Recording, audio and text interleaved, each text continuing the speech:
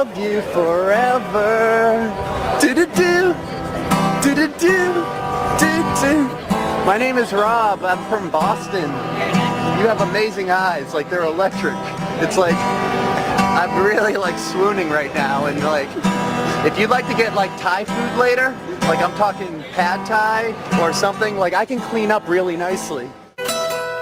On a standing, on a wizard on a way, and a coal miner saying, a woo and saying it's cold out. Again, we're getting to the chorus.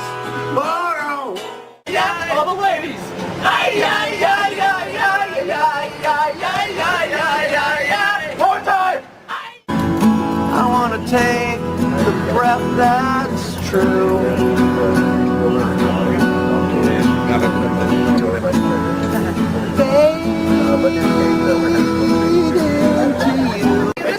So lovely in person. Love songs often. Right, that is Robbie Roadsteamer singing to cops. Man, I am pumped up. I'm a little pumped up, a little nervous. Old friend here. We're both kind of Danvers guys. My parents grew up in Danvers, Massachusetts. I did live there briefly as a child. I have a lot of memories of Danvers, Massachusetts. This guy is a Northshore guy. I think I met him maybe 2000, 2001, somewhere around there. It's been over 20 years. We have a lot of experiences together. It's just a lot of history. And I haven't talked to him in a while. And I just watched all of his shit just blow up over the last 2 years. He's blown up and crashed and blown up again over and over and over again in his career.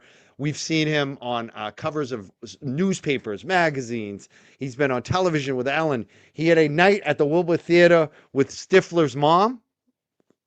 He's hung out with Chyna. He's been friends with Chyna. He was friends with Chyna. Rest in peace. We've seen him with Jimmy Hart.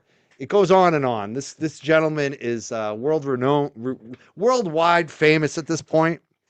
I was just talking to a big-time former politician who held state office in Massachusetts. I'm going to remain nameless, but they told me they were a big fan of this guest, and they're very excited that he's on the show tonight, back on the show. He has two names. He's known for his alter ego, Robbie Roadsteamer. I've been talking about him for days. I can't wait to have him on the show tonight. He is here in the green room. It's out of control in the green room right now. I got to say, like, he's eating everything. I'm just going to bring him up. Let him take, like I said, he's going to end up taking over my show. He's going to end up just shitting all over me because this is what he does. He's my friend, and he will make fun of me tonight, and I will enjoy it. What's up, Robbie? Oh my God. This green room is incredible, dude. I'm having the best time in here. What is this right here, man? You got some great shit in here. I didn't even know we had that back there. Yeah, we got a lot. Make sure you leave it there. I'm going to close the door for the shitter. I can tell that this is going to be, a pro show. And hold on. Yeah, go do it. Perfect. Door. Well, I got to leave it a little bit open. You got a cat in here that needs to take a shit. All right, let's do this. Let's make the Nips, Mike Crawford, Robbie Roadsteamer together again. This is wild. I can't believe it. Can you give me the Godsmack sound one time? Go away. Or are you talking about the Disturbed, Down with the Sickness? Oh, yes, I'm sorry. They're all the same, Mike. Yeah, they are the same. They're all the same. We both grew up in the WAAF new metal scene of the early 2000s. It was the mass hole's closest chance to be Haight-Ashbury in Seattle was our douchebag new metal scene that we were pumping up like it was Nirvana and Pearl Jam back in the early 2000s. Oh, wow.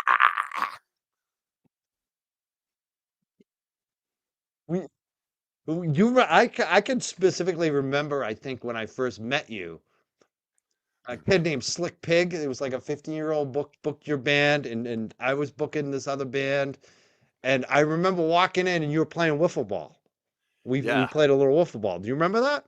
Yeah, let me paint a picture for people who think I'm just a protest singer. I was raised in the North Shore, Massachusetts, Robbie Roadsteamer. Thank you. And I got out of my house at 28 by impersonating my dad, and I fronted a new metal band called the Sweatpant Boners. And that's how I got into the entertainment industry up in Boston and stuff. And basically back in the early 2000s was like a new metal scene. A lot of shitty dudes with tribal tattoos of like barbed wire or like thorns or Chinese lettering that said legacy. And these guys were fronting bands for a little bit. There was a window up in New England where these guys that were ex-high school linebackers, third string, were now up on stages all around Massachusetts, like Good Times Laser Tag Emporium.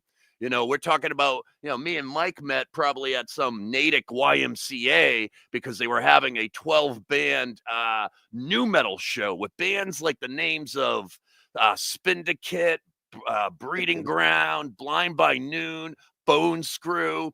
Little Nathy from Slick Pig is here in the studio tonight, Tez. And like, we have a lot of amazing guys that came out of that scene and stuff.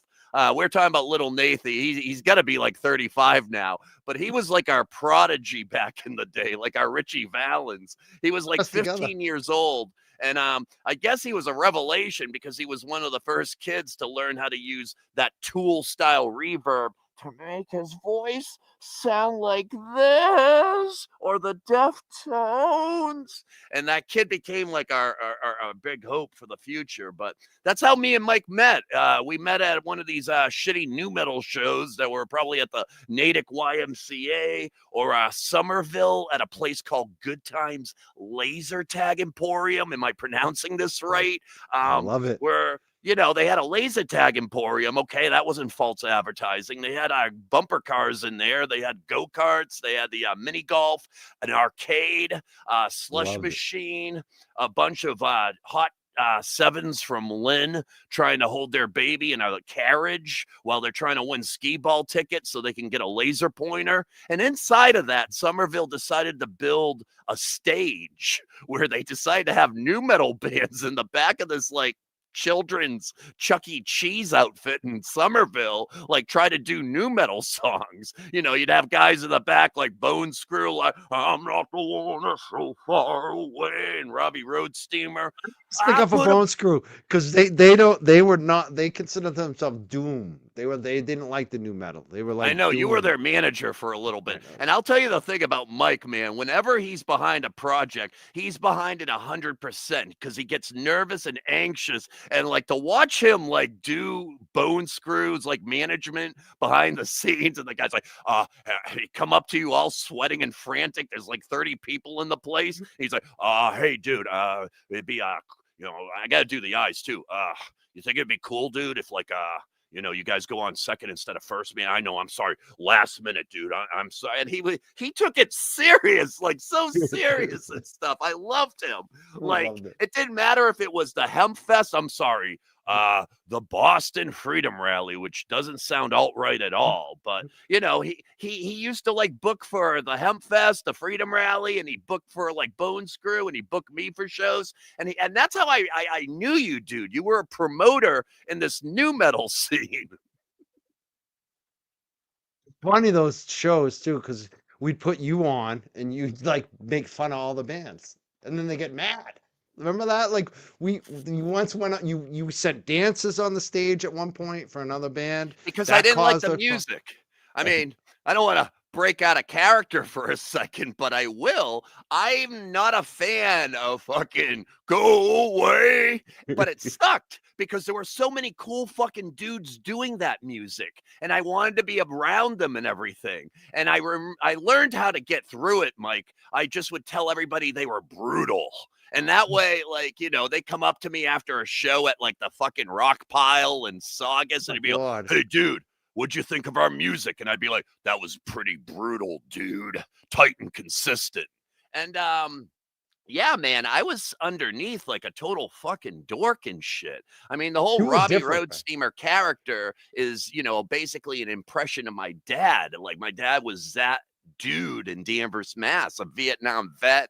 He would always rage out when he tried to visit my mom, who was a manager at Filene's Basement. He'd have to be escorted out by security several times. Like, I want to talk to my wife, Patricia. Like, he was that dude. I'm a geek. I listen to Lana Del Rey. I chase a cat around the house with a little feather on a stick and stuff. And it was weird because I knew how to lampoon metal and I knew how to make fun of the music scene by impersonating my dad and stuff. And I got really caught up in it. And I couldn't lie. I felt bad for people because these guys were coming up and like, hey, dude, your band is tight and consistent. And I would be like, thank you, brother. Are you ready to do Hemp Fest next week down in Weymouth? And like, outside of it, I'm like, man, I can't wait to go home and play Toe Jam and Earl on the Sega. I was such a geek. And like all through it, I met But they people. believed it. People believed that character. Even I They still believed it at one do. point. They still do. There are people who live under a rock around Cambridge. I'm going there now in my sweater turtleneck. I'm trying to think deep thoughts with my, poetic girlfriend or whatnot and shit. And these guys come up out of the blue and be like, Robbie Roadsteamer, dude, it's an honor and a privilege to meet you, brother. Listen, I just got out of Walpole prison. I used to be on the perks and stuff. And not anymore, dude. But your song, I Put a Baby in You, changed my life, brother. And it was so hard, and then I would have to be the character back for a little bit and be like, thank you, brother. Let's touch hands, brother. Let's touch hoses. And like, it was tough. I don't think any of you guys got an idea of the person I was behind the scenes until you got me high. Later. And not till late. It's funny because I look back at a story. There was one point when I'll bring you. I think you already referenced her actually when you did the Slick Pig and Tez, but my girlfriend had the AAF show at that point. Yeah, Carmelita. I was quoting, and she loves you. I love the scene. And that's what I'm talking about. Like all the people I met, I loved everybody I met. It just, I wasn't into the metal. I was a dork and I wanted to do comedy and I loved Spinal Tap and I loved just sitting behind the scenes with my keyboard player and like looking at bands and being like, oh my God, that dude over there looks like he's ready to be in a Hell in a Cell match. Like, guys getting oiled up at the Saugus Rock pile, ready to go on stage and be like, this goes out to the Iraqi troops in Desert Storm, all the firefighters in Worcester. It's about never giving up on your dreams. It's called Stand Against the Knife. And like, I would be in the back of the room and I'm like, Jesus, I hope I get a job through this. Cause that's what I wanted. I'm working shit retail jobs. I'm trying to figure out a way I can do comedy in a way I can make a living and stuff, man. And it's like, okay, I guess I'll just, lampoon the metal scene. But then everybody loved it in a serious way. Like guys would come up all Adderall out and Percocets and whatnot. And they'd be like, dude, what you're doing for the metal scene of New England right now, brother, touch my hand. I'm like, no, I'm not going to touch your hand. But, like these guys would come up and they would take it seriously. And I love them. It's like everybody on the radio, for Carmelita, Hardy. I remember Storm and Birdsey over on FNX and stuff. Rocco and Birdsey, the late, great Rocco and whatnot. I mean, I was such a fan of the comedy scene and the radio scene and the music scene on the alt-rock side. I'm sorry, WAAF listeners, but like, I love the scene and I wanted to make a living doing comedy because otherwise I was working at the same Filene's basement that my dad would come into and scream to see his wife and his son. And I sold shirts. I have a shitty skill set, Mike. It's like my dad never taught me a trade except you're a fucking loser, man. I should get a small Chihuahua dog and name it Small Fry and he would be more fucking productive than you are.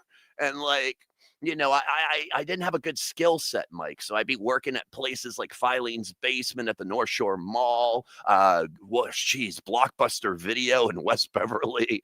Like people around the North Shore, you have seen me help you pick out hats at Fenway Park. Yeah. At the Red Sox team store. But it was That's like, right. I was hoping maybe I could find an E = MC square theory so I could do comedy for a living. So I lampooned the metal scene. It ends up getting me to WBCN. And because I entered the Rock and Roll Rumble and no comedy band has been in the Rumble. And to explain to listeners, the Rock and Roll Rumble is a battle of the bands that Boston had every year. And a long time ago, it used to really give a shit. Like, Something. If you won that, the it Rock meant and something. Roll Rumble would change lives. And It I know would. we can't understand that now because we've had all our major FM terrestrial radio taken away from us, which used to have a major impact on the local culture. And I know some of you people are going to be like, well, there's college radio and stuff like that. I'm talking about when you get one of those major airwaves above the 100s. You know, there is nothing like being on 107.3 or a 104.1, and it changed the scene. And you could actually make a living once in Boston as a musician if you got on the cover of the Boston Phoenix, if you got into the WBCN Rock and Roll Rumble, which was this battle of the bands. And not only did I get into it as the first comedy band ever, according to Shred, but I came in second and I should have won.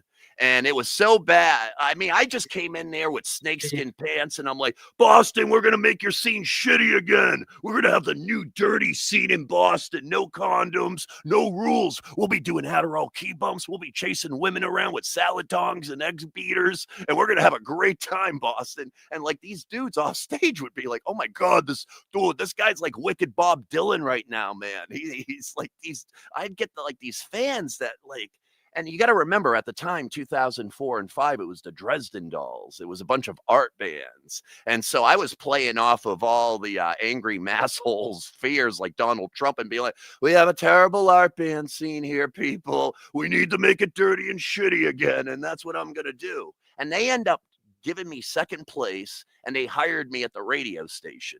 And I could make a living as a creative type in New England. Was amazing when you got hired. And who won that Rumble that year when you took second?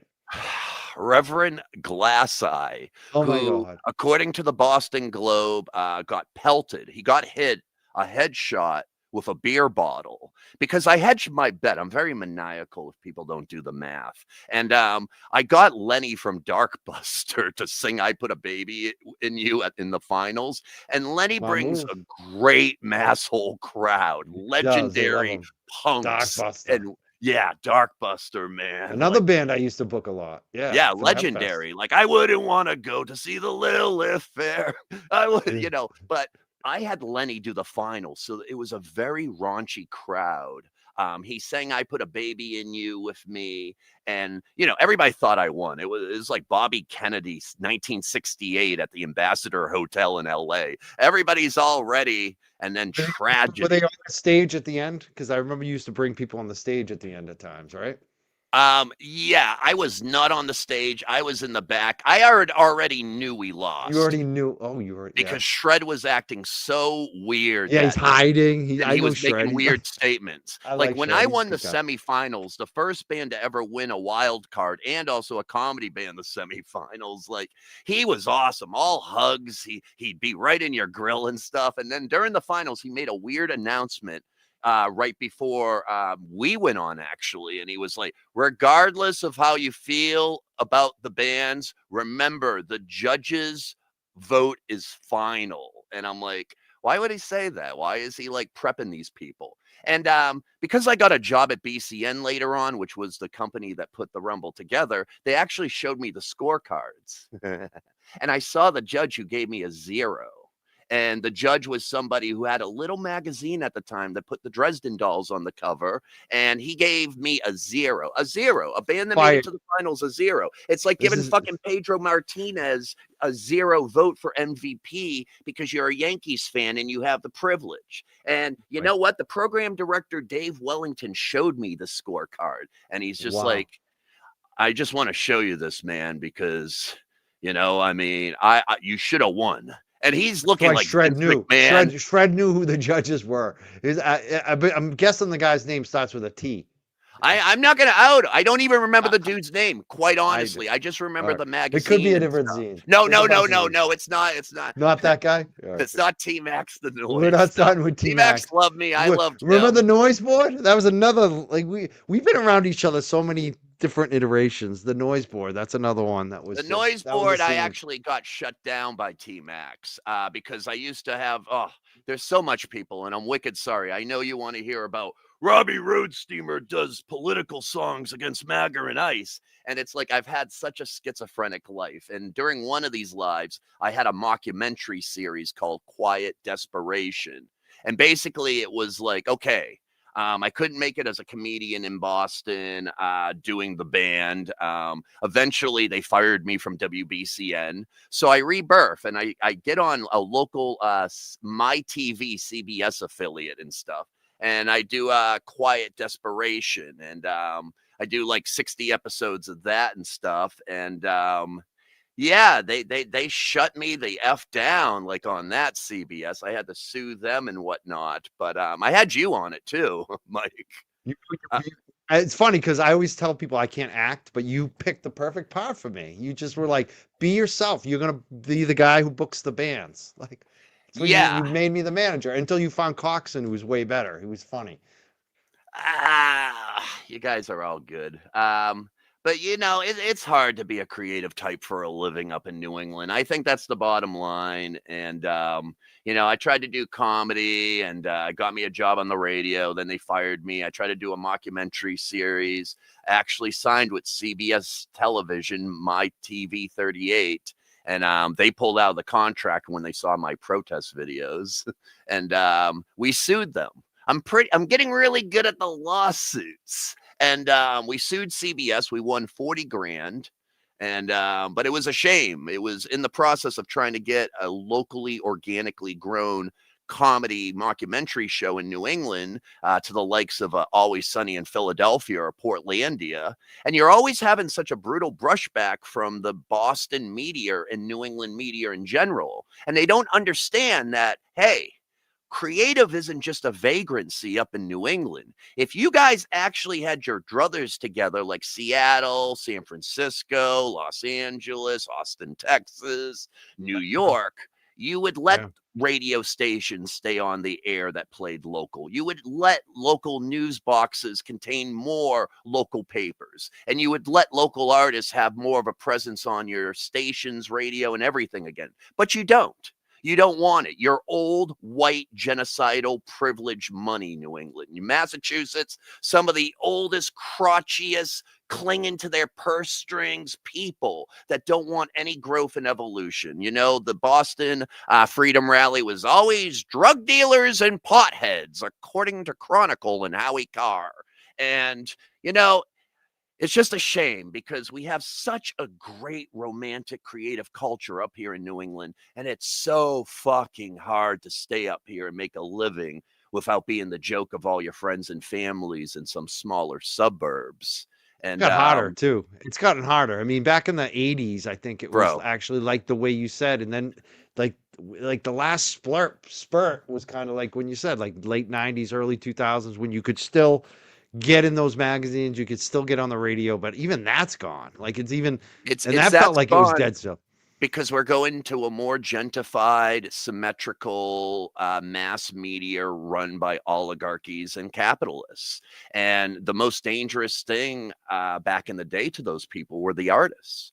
And I'm not talking about, we're several generations removed from the types of people that would make this witchcraft and could get into the system.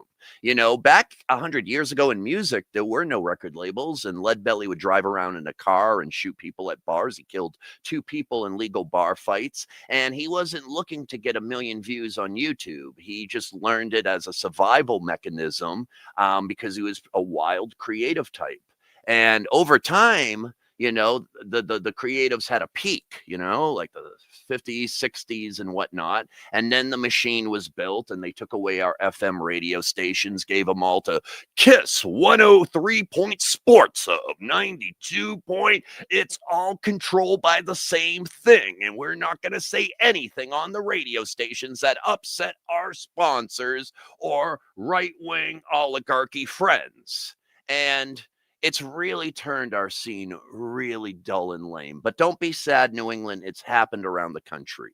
That's where, I sort of ran to with political music and doing politics and political events. And, just, hey, if the people don't want me on the mass mediums, then, I'm going to bring my metal character back.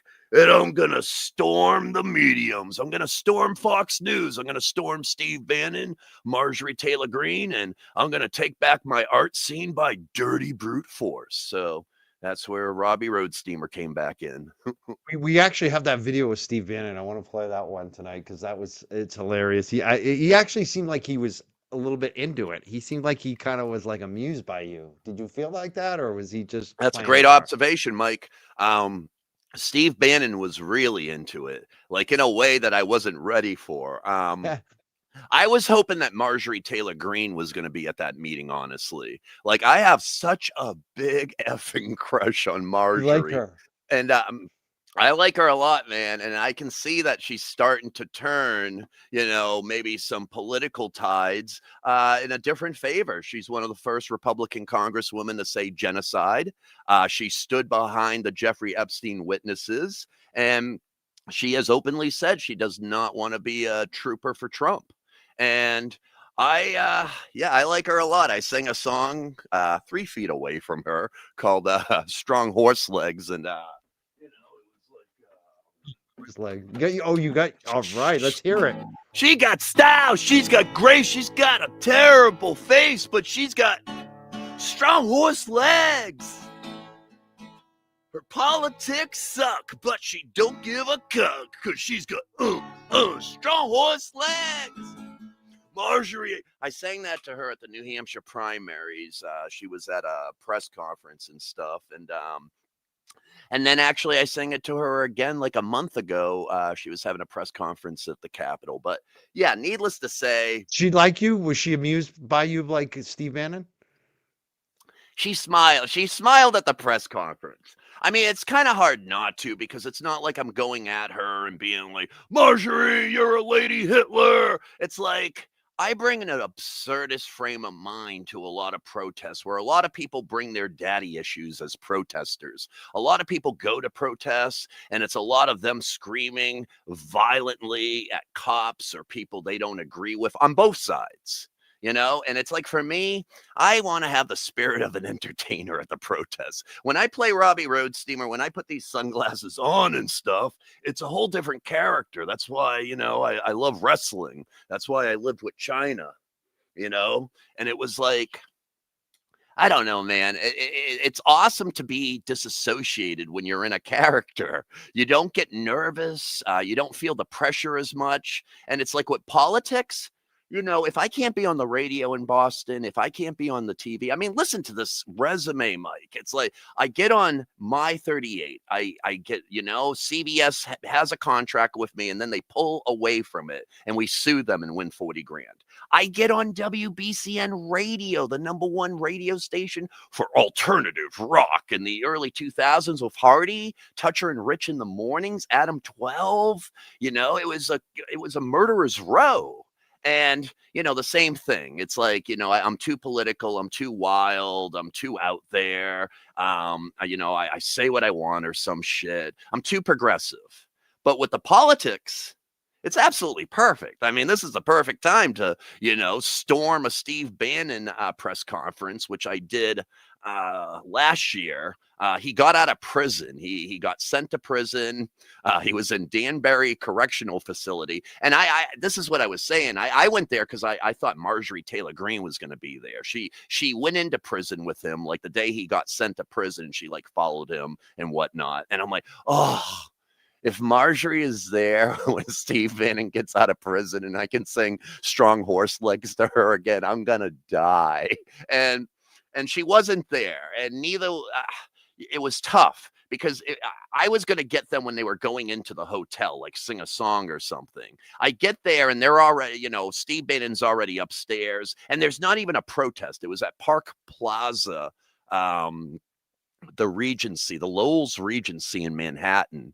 And there was 2 like MAGA guys out front. And I was real smart. I wore a red suit that day. So they thought I was like, ultra MAGA or some shit. And I'm like, hey dudes, hey, where's the Bannon press conference? What's going on? Let's make some mistakes. And these guys were like, oh, wow. Hey, if you want to get into the Bannon press conference, go inside because they're taking up press. So just act like you're with the press. And I'm like, all right.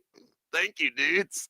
And so I go in and literally like a scene out of an 80s movie, this lady was like, we're taking up still photographers for the Steve Bannon press conference. And I'm just like, hell yeah, I'm with Steve Bannon. And like, she's like, okay. And who do you represent? And I threw a Hail Mary pass and it connected. I said, Tim Pool. And it turned out he was on a sick leave that week. And so he had nobody to like correlate this with. And so I sat in the conference. Steve came in. Steve was just out of prison. He was happy. He was ready. And Tim Miller from MSNBC asked a question right before me. And I remember he was battling Tim. And then I'm like, oh, my God, he is so frustrated. And I just get up and I'm just like, Steve, Robbie Roadsteamer here. I want to know when the next insurrection is. And are we going to storm the Burger King? And Steve Bannon starts laughing. He's pointing like to his handlers to try, and you can watch the video. He's like, I got it. Do you want to put it up? Yeah, if you want. Hell yeah. I got it right here. Right? Fingers I crossed. have it AOL queued. hometown, GeoCities. Got the modem. Got everything. I do. I'll bring it right up. We can watch it. Let's watch it. Steve, Robbie Roadsteamer here. I'm wondering when's the next insurrection, and can we storm the Burger King after this? Like, can we do that? I mean, doesn't he look great now? We were in Danbury the first month together. He looks great. You don't remember me? We were lifting weights and stuff in the weight room. When's the next insurrection? How are we going to do this and stuff, man? You know what? If I'm leaving, I'm having a good time. He looks like Yoda with AIDS right now. Robbie Roadsteamer, no political violence, people. This place smells like mothballs.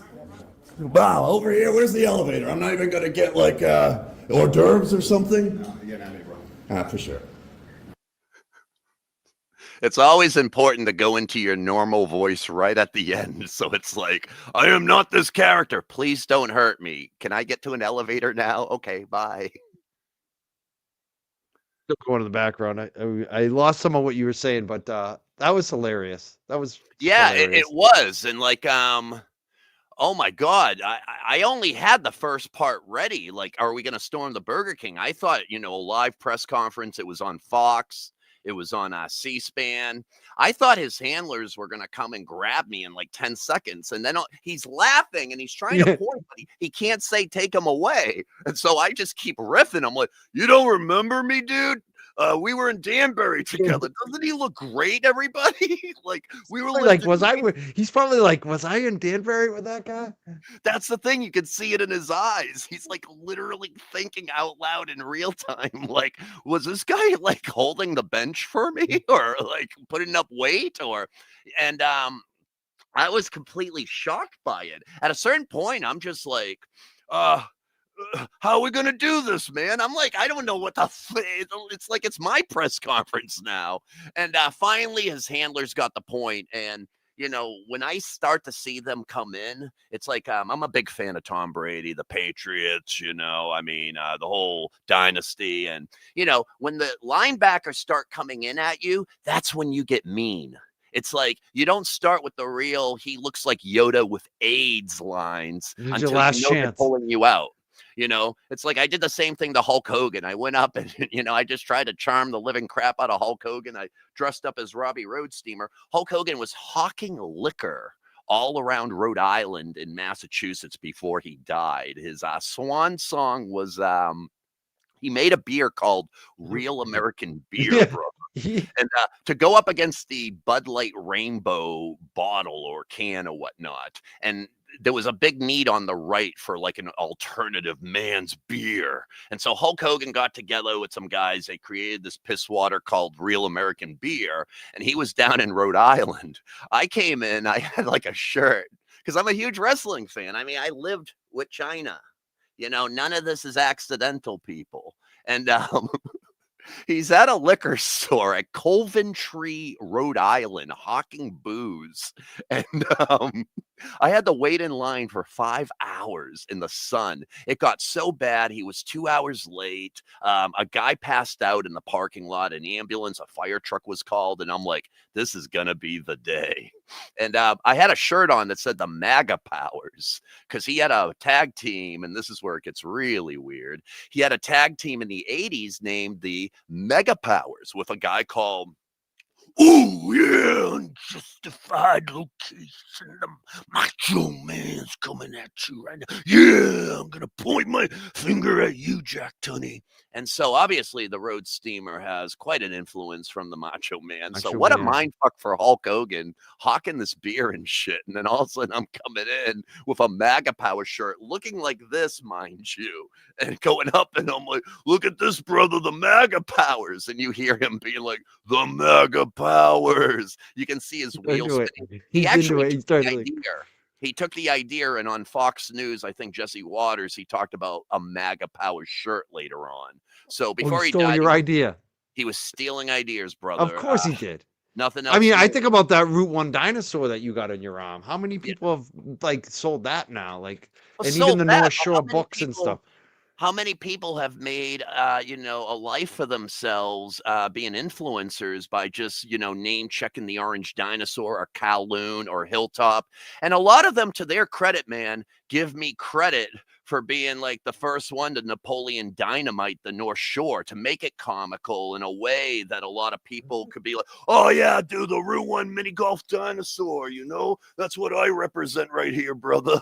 And I got the Kowloon tattoo right there. But when I got into like WBCN in 04, 05, that's what I was bringing, was like, yeah, we're going to go up later with all the ladies up to Kowloon on Route 1 and get some dirty crab rangoon. And now you have guys, making complete lives, on the Instagrams, doing these influencer channels, which is awesome.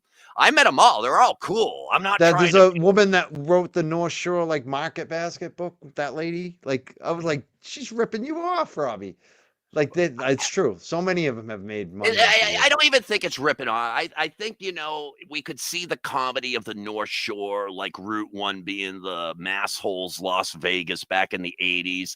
As somebody who waited an hour to get into the Dodge City room of like the Hilltop so I could get a medium rare, but actually overcooked sirloin with rice pilaf. You went for the rice pilaf, but I live the Route 1, and I like the lobster pie over there. Remember that lobster pie? Oh, yeah, like yeah, the royalty. stiff drinks. The Hilltop had stiff drinks too back then. But it was like, that's sort of the flavor and the character I bring and shit. And it was like I went up to Hulk Hogan, and it was like, I gave him a T-shirt idea, the MAGA Powers, and then all of a sudden I'm like, what are they gonna do, brother, when we drop the big boot on trans? We got that video. We can play that too. I got a question because I got a bunch of questions, but I'm going to take one from the audience right now because somebody said, did I hear Robbie said he lived with Chyna, the wrestler? You did live with Chyna, the wrestler. Yeah, I mean, my life plays like Forrest Gump, like Quantum Leap. Real quick, I lived with Chyna. I love wrestling, and I love Chyna, and yeah, I was living in a jam space complex, Mike. I don't know if you could fathom this, but there was I remember EMF radio. You were living there, weren't you? Living there? Yeah. I lived I lived in a jam space complex where bands practiced for a year. See, what happened was I couldn't make a living as Robbie Roadsteamer anymore because I started taking acid at 30, and I didn't want to do a shock jock radio character anymore. I wanted to be Rob Potylo, which nobody in Massachusetts wanted. Yeah, you were kind of at your height in a way too, and you didn't want to do that anymore. Yeah, like I was getting on Fox Morning with Gene Levanchi. I had a paid gig on WBCN, 50 an hour, 500 to go to places like the Boston Garden. I hosted a rock, paper, scissors competition during a Bruins game. And I went out on the ice with little ice booties and would look, I want to hear the Boston Garden. 2 men enter, 1 man leave. And it was a wild ride, but I was, making a living. But needless to say, at the tender age of 30, I tripped. Sorry.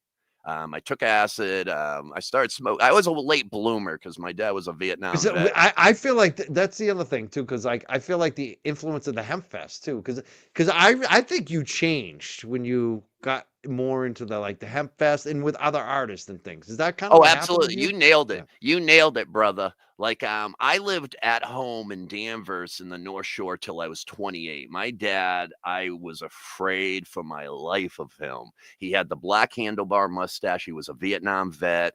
He had a shotgun in the pantry for hunting deer in the Berkshires. He had photos. I remember my dad, God bless his soul, he died last year. And I remember me and my friend Dave Tree went to the house and like we're going through the photos and Dave's eyes are like, because it's like 500 photos of body parts and like people in the weeds and the helicopters, like shooting guns.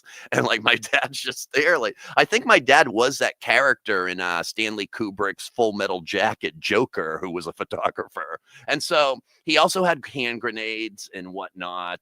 And there was one in the house. And I remember we went into the room. He died, you know. And Dave, I showed him, and I'm like, look, he used to take the hand grenade and hold it in the house and be like, this is the last freaking day for this family. And Dave looked at the bottom, and there wasn't a hole bored into it.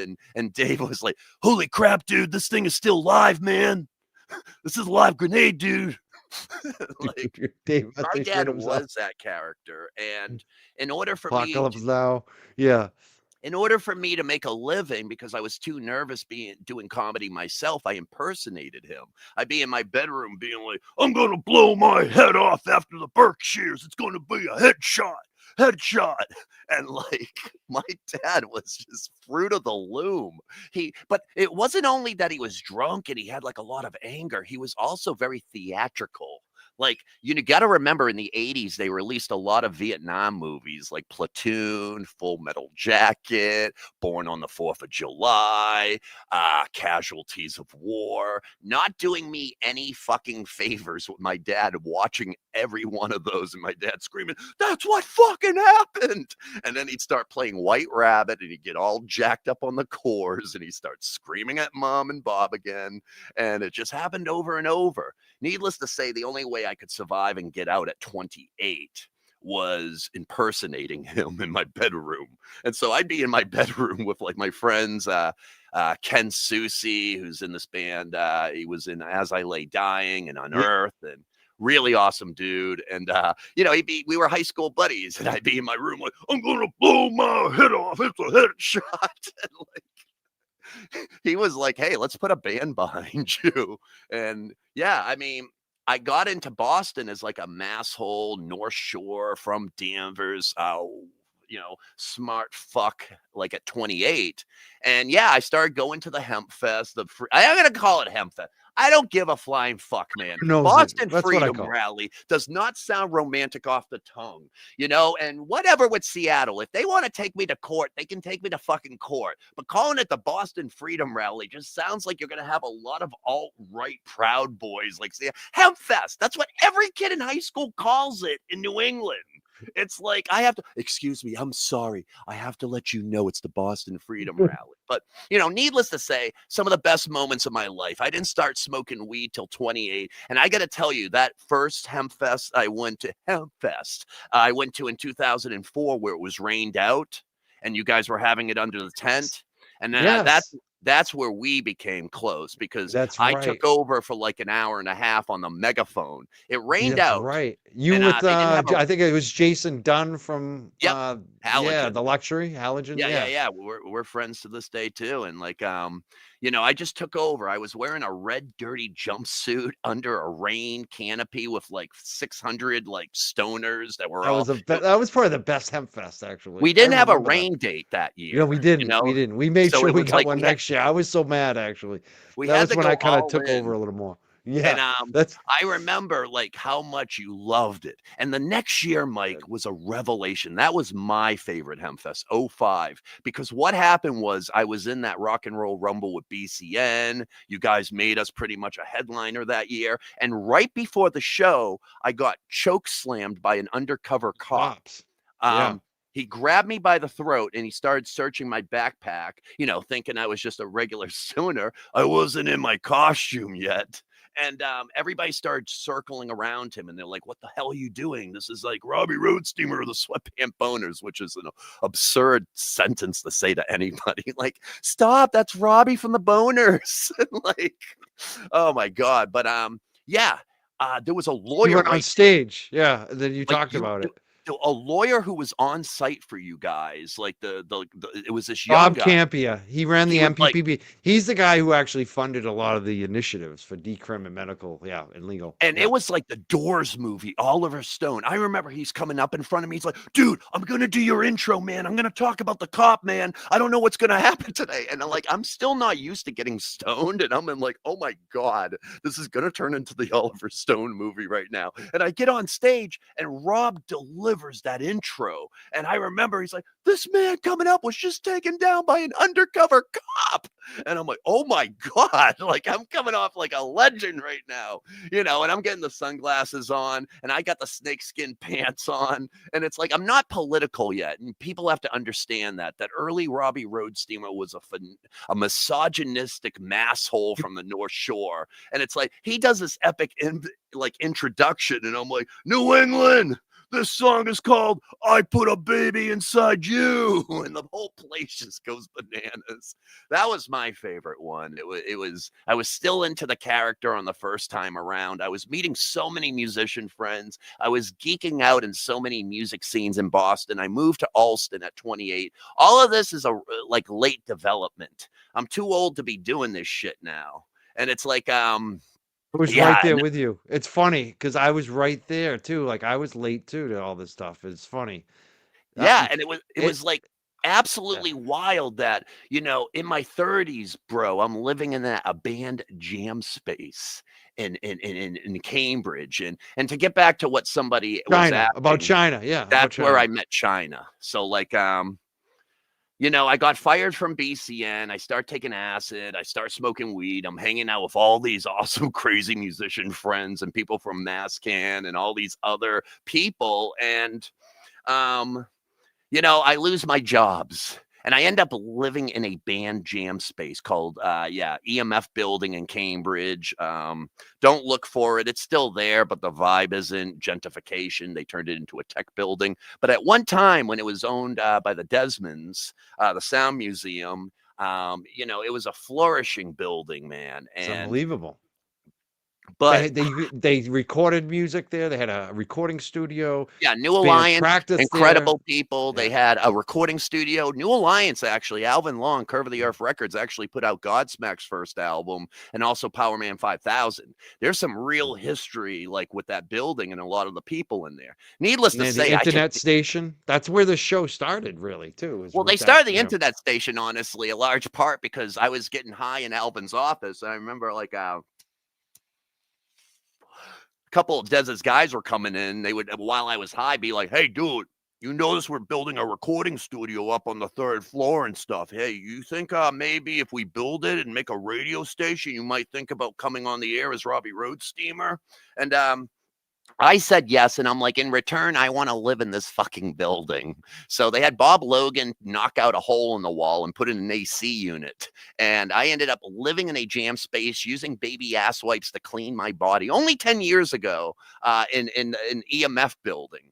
And at first, hey, that's a great idea. You're in Cambridge, you're on acid, and everybody was coming off the Robbie Roadsteamer fame. So I had people all the time coming into the building and being like, I used to listen to you when you were on the radio being a shitty dude. And I'm like, now you can do acid with me and watch Fantasia on the 3rd floor while we live paint with some of the other musicians. It was like Willy Wonka. But sooner or later, if you don't have an actual occupation with the art, Willy Wonka turns into coke parties and meth parties. And eventually the people aren't doing whatever they dreamed they were going to do a year before that. And they start getting dark and they start blaming you also for their inabilities to get their shit together. And it was a very dark times, you know, a year into living in a jam space. Go figure. That seemed like a solid plan right there. I was there. It's funny because I was going through similar times too, like in terms of it's just weird. You really have to struggle. I remember one time you looked at me and you used to challenge a lot of the rock bands to a lot of the artists because like a lot of the rock bands would get a full-time job and then gig on the weekend. They'd have shows on Friday, Saturday night. They'd be part-time musicians basically. They would be basically they want to be musicians full time, but they are regulated to having a full time job. And you were like, F that. I'm not doing the full time job. I'm going to go all in on my art no matter what.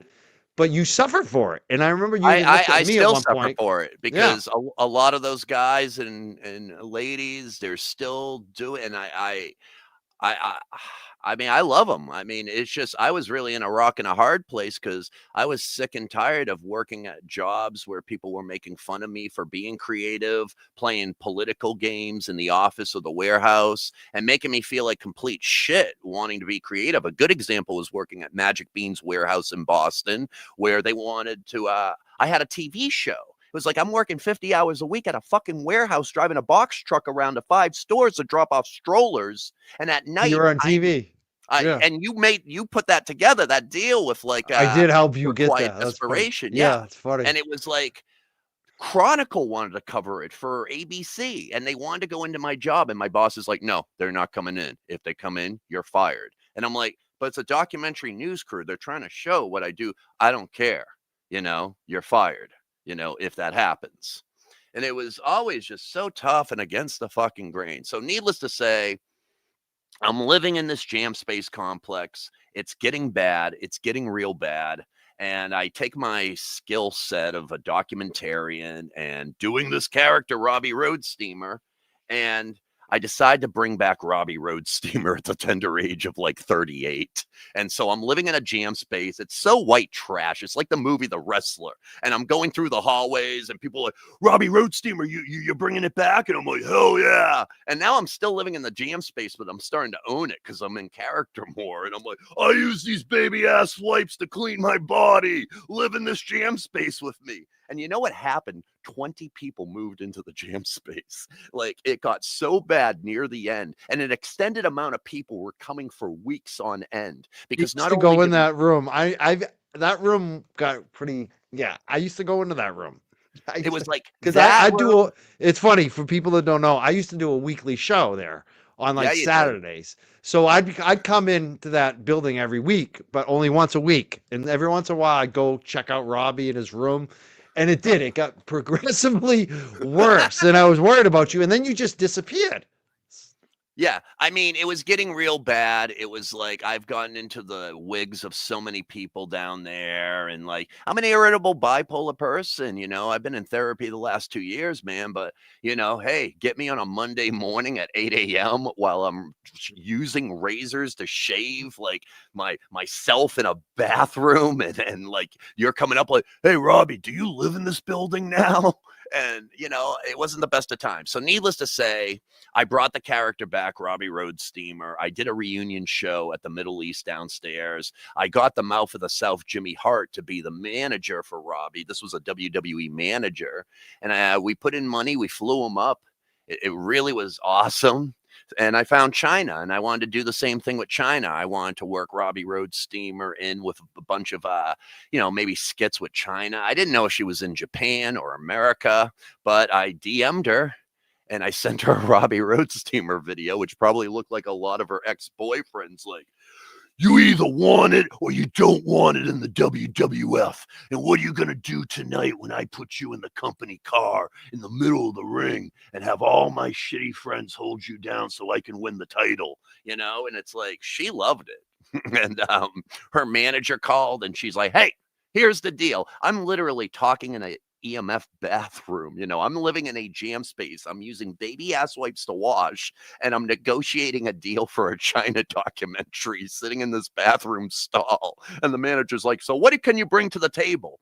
And fortunately, I could bring some people who had shot for Vice, HBO, ESPN. You had good video people. This was when, and you had already done the TV show. Yeah, so I had good video people. And so you were still putting out videos, and you were doing all that stuff. And I love producing, and I had already produced a lot with Vermin Supreme, another activist in terms of his tour and stuff. And I love Chyna. I thought she got some of she got fucking done dirty. She got done dirty by wrestling. She got done dirty by pop culture. She was a goddess. The only women to win a male title, the Intercontinental title. The first one to make Vince McMahon look bad in the ring, arm wrestling. She was the #1 contender for the heavyweight crown for SummerSlam. And all because Triple H has an affair with Stephanie McMahon, and it turns into the big white elephant in the room. And all of a sudden now she can't even fight for men's titles anymore. Now she's competing with women, which is nothing wrong with it, but she's really bored in the ring, gorilla pressing Trish Stratus for 10 minutes and then dropping her like a piñata. It's and it was hard. I felt bad for her big time because she thought she had more connections in the acting industry and she wanted to be an actress and she got out of wrestling. But unfortunately, with wrestling, unlike other industries, man, WWE was the only game in town. It was like, hey, Mariah Carey, hey, you don't want to be with the VP of Columbia Records anymore in a relationship and stuff. You can go to Interscope. You can go to Atlantic.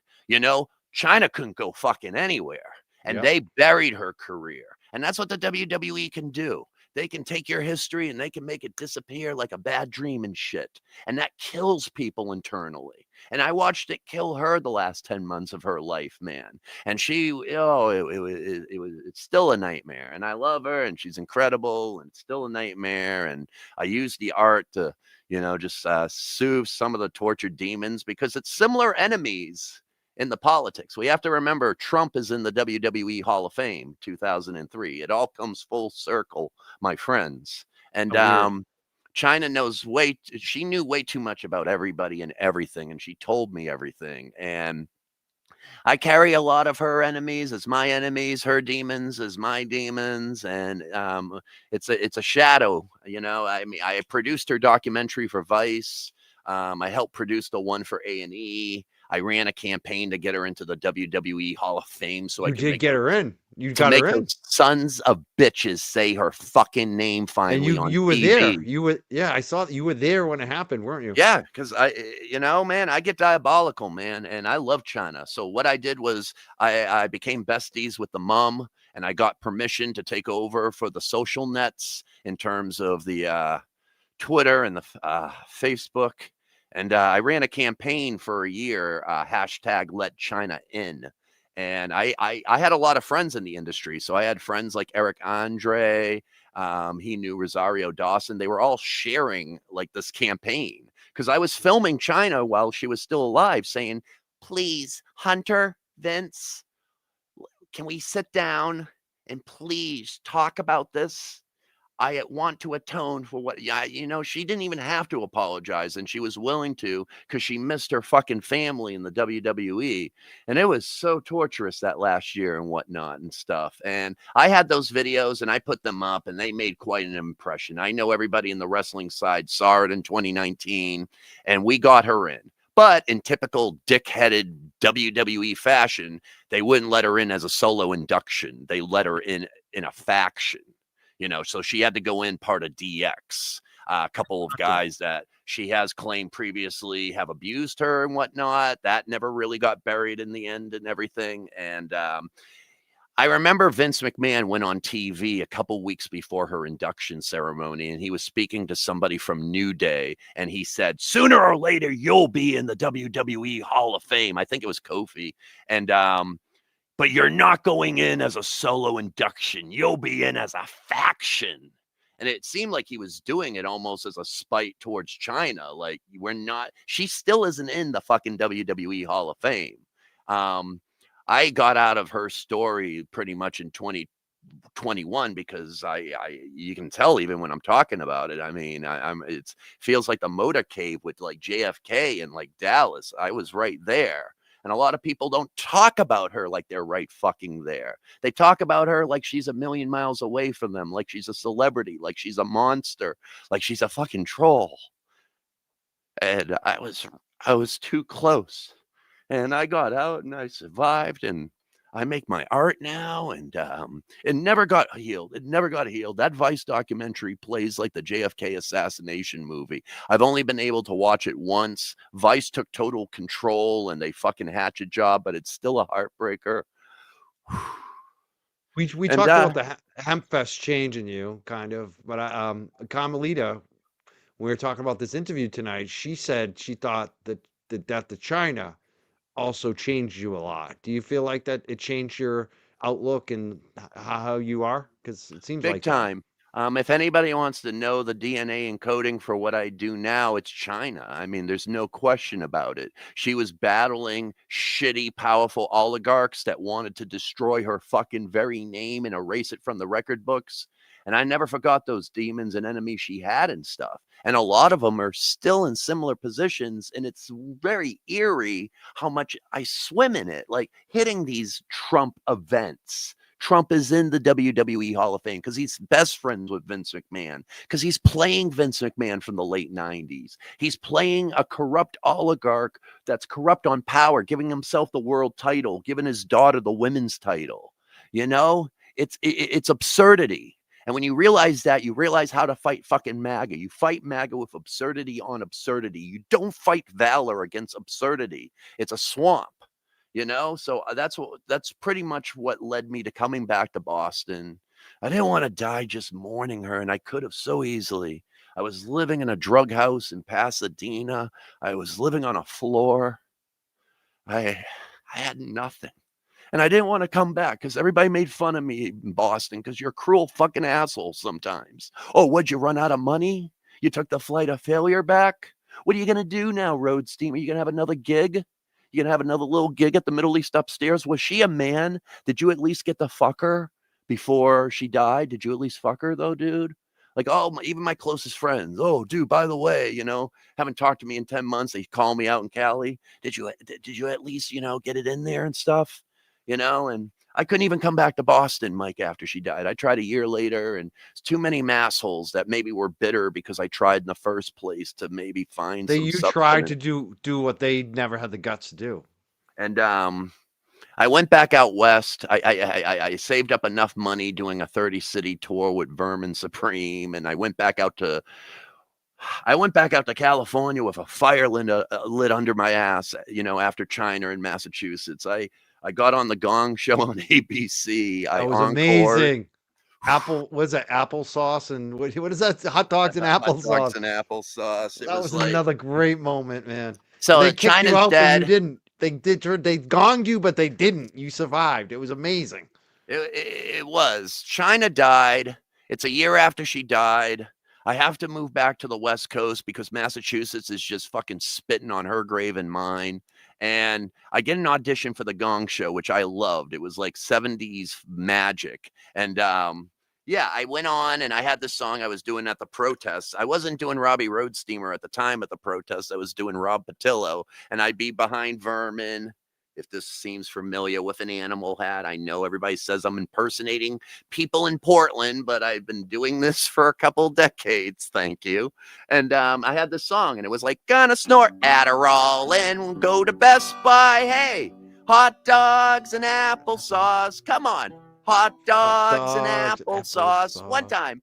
Hot dogs and applesauce. Gonna snort Klonopins and work at Starbucks. Hey, hot dogs and applesauce, and maybe we'll get married someday. And so I had sung it with Vermin Supreme through 30 cities and shit on this tour that went right through the Trump inauguration, the first one in 2017. I got my money. I did the audition. I fucking crushed it. And I got on the TV show on ABC in front of Mike Myers, Will Arnett, Ed Helms, and Allison Brie. And they all hated me. They hated me. They wanted, and I knew they hated me during the practice sessions, the walkthroughs, because Mike Myers had the same introduction. First off, they held me back for 3 episodes. I was supposed to be on the premiere, and they literally pulled me on ABC live TV right before I got on stage. Put me on another episode, made me walk around backstage. Nothing. Finally, they put me on an episode and shit.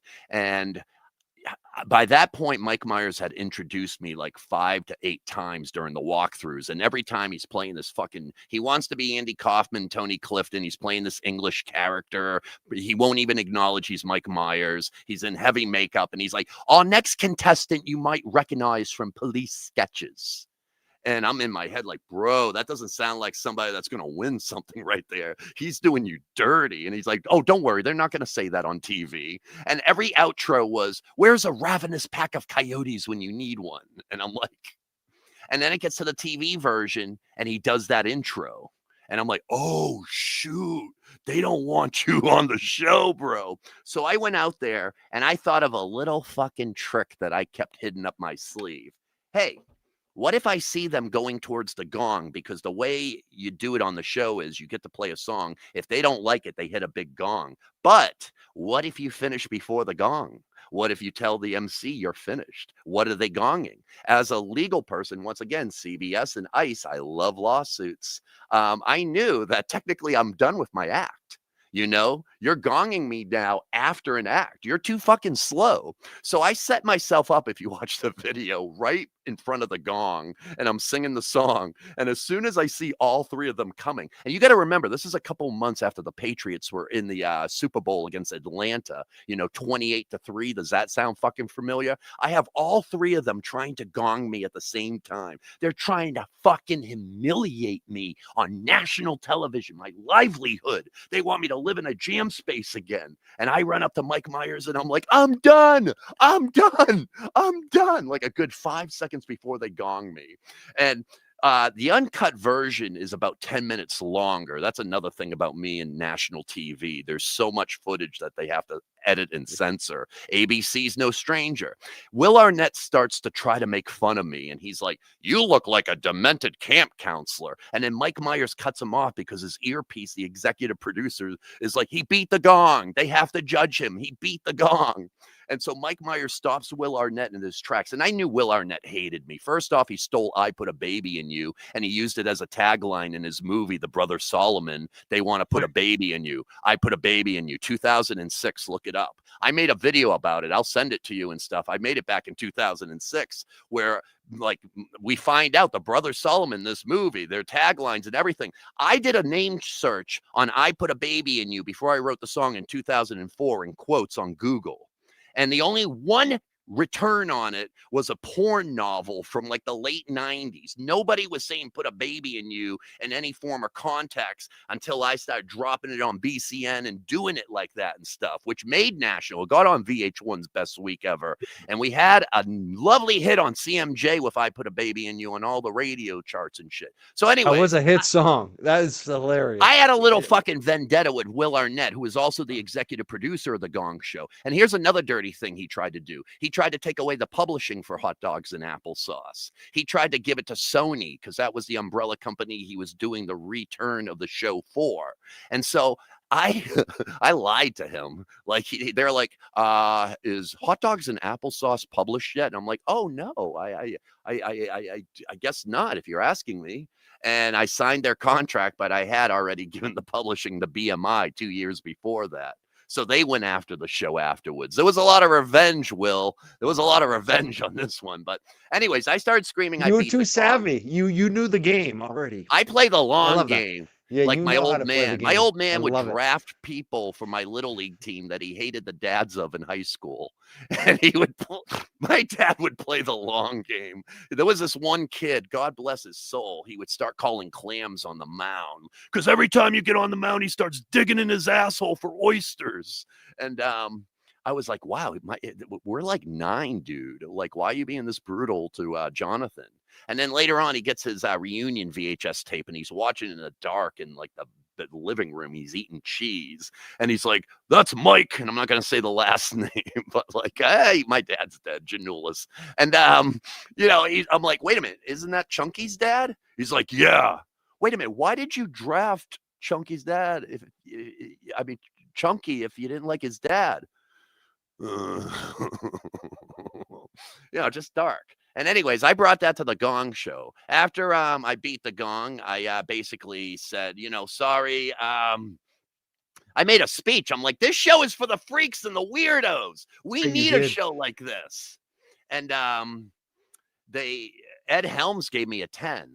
And now Will Arnett and Allison Brie, who were horrified, they were looking at Ed Helms like, what the hell are you doing? And Mike Myers started turning on him. And Mike was like, hey, he's right, people. A political movement has been born. And they gave me an encore. So I got They like did, 8 to 9 right. grand. And I moved to Pasadena, and I slowly start aligning myself with the documentaries for Chyna in the shadows. I develop a friendship with the mother, take over control of the social nets, force the fucking WWE to put her in the goddamn cocksucking WWE Hall of Fame, and get invited to the ceremonies where Hunter sits me separate with the mother from the estranged sister. The mother and the other sister from Chyna don't talk to each other, or weren't at that time. And then Hunter gave the sister all the credit.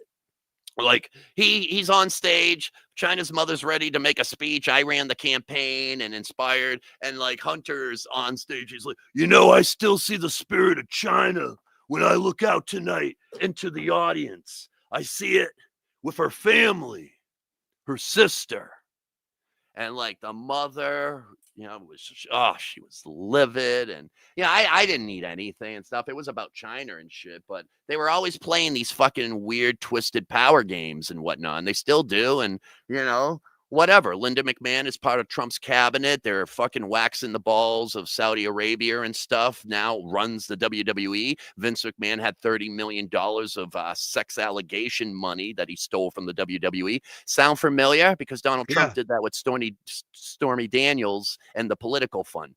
Two sides of the same shitty coin. And when you realize you're battling absurdity with Vince, with the McMahon crime fam, with Trump, then I don't know. You have to just come up with a character to battle them and shit. Which you've done. I think I've done. I got the maxi pad here. The great thing is you've had this arc, and it feels like you finally are where you want to be. Like back in the day, I always thought you would end up on a sitcom or something, like a movie, like working with Chyna. Like Chyna was working for the man, basically. It was Gilligan's Island, but also there's just a lot of dark magic with my story. It's like I'm a very manic person. My dad was very abusive. I would oftentimes burn bridges or have freakouts before I could have the discipline to lock into a project and finish it. And I didn't deserve opportunities. I didn't deserve them at all, man. I mean, if things didn't go my way for one day, I wasn't able to handle it. And working with Chyna taught me a lot about production, taught me a lot about just compassion and being a human being. And surviving Chyna's death was just insanity. I don't know how I'm here, man. It's like I tried to kill myself twice in LA. I didn't know that. Oh, because I was alone. And it's like nobody gives a fuck, because I tried to be something, I guess, creatively. So I became the enemy of the state to 99% of New Englanders who have long ago decided that that's not for their life. But anybody that it is trying to make it their lives, they're going to fucking cut down 1,000 times. We're deaf by 1,000 slights up in New England. We're not going to just fucking come out and say we hate what you're doing. We're just going to say, hey, I'm late. I saw the link. I didn't click on it. So you still doing your little fucking thing, huh? I saw the link. I ain't clicking. I don't see you in those Adam Sandler movies yet, huh, Bob? Death by 1,000 slights. So, I had nothing to lose. Chyna had nothing to lose. People like that, you're coming from abuse and psychological warfare. If you can survive it, maybe get your head together for a little bit, you can do amazing things, man. You really can. I'm talking to anybody out there that feels like they have some sort of mental quarrel that's disallowing them from actually fleecing society. It's like, hey, I wish I could have made money on a sitcom. That would have been great, but I'll make it suing ICE. You're making it on social media too. I mean, let's talk about it, because the last couple of years, your shit has blown up. I looked. You have hundreds of thousands of followers on TikTok, on Instagram. It's like 400,000 or some shit. How many do you have right now? And how much? Well, let me grab another pair of sunglasses. Oh, go ahead. We're talking to Robbie Roadsteamer. He's an old friend of mine, Rob Potylo. He's had quite a life, as you can tell. I don't know if the first pair of sunglasses went up my ass or something, but it's like I can't find them. It's like I have everything around here. But oh, here they are. But like yeah, and it's all this year too, dude.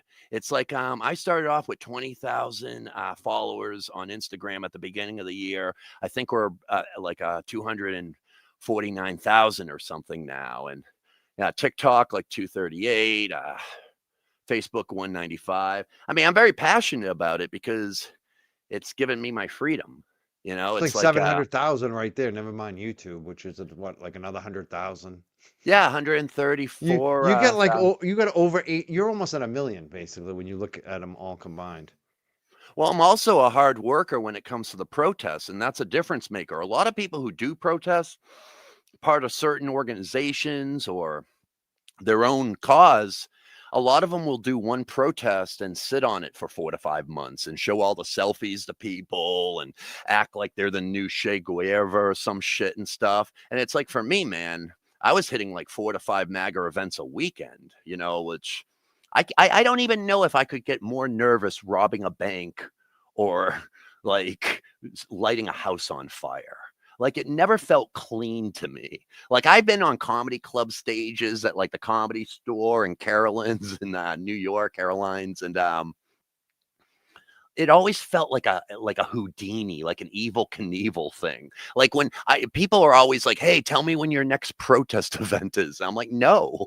Because I don't even want to be at it, because a lot of times it's scary shit and it's hyper like volatile. And if you're not hyper aware with the absurdity, you can get hurt really fucking quick or do a lot of damage to your permanent record.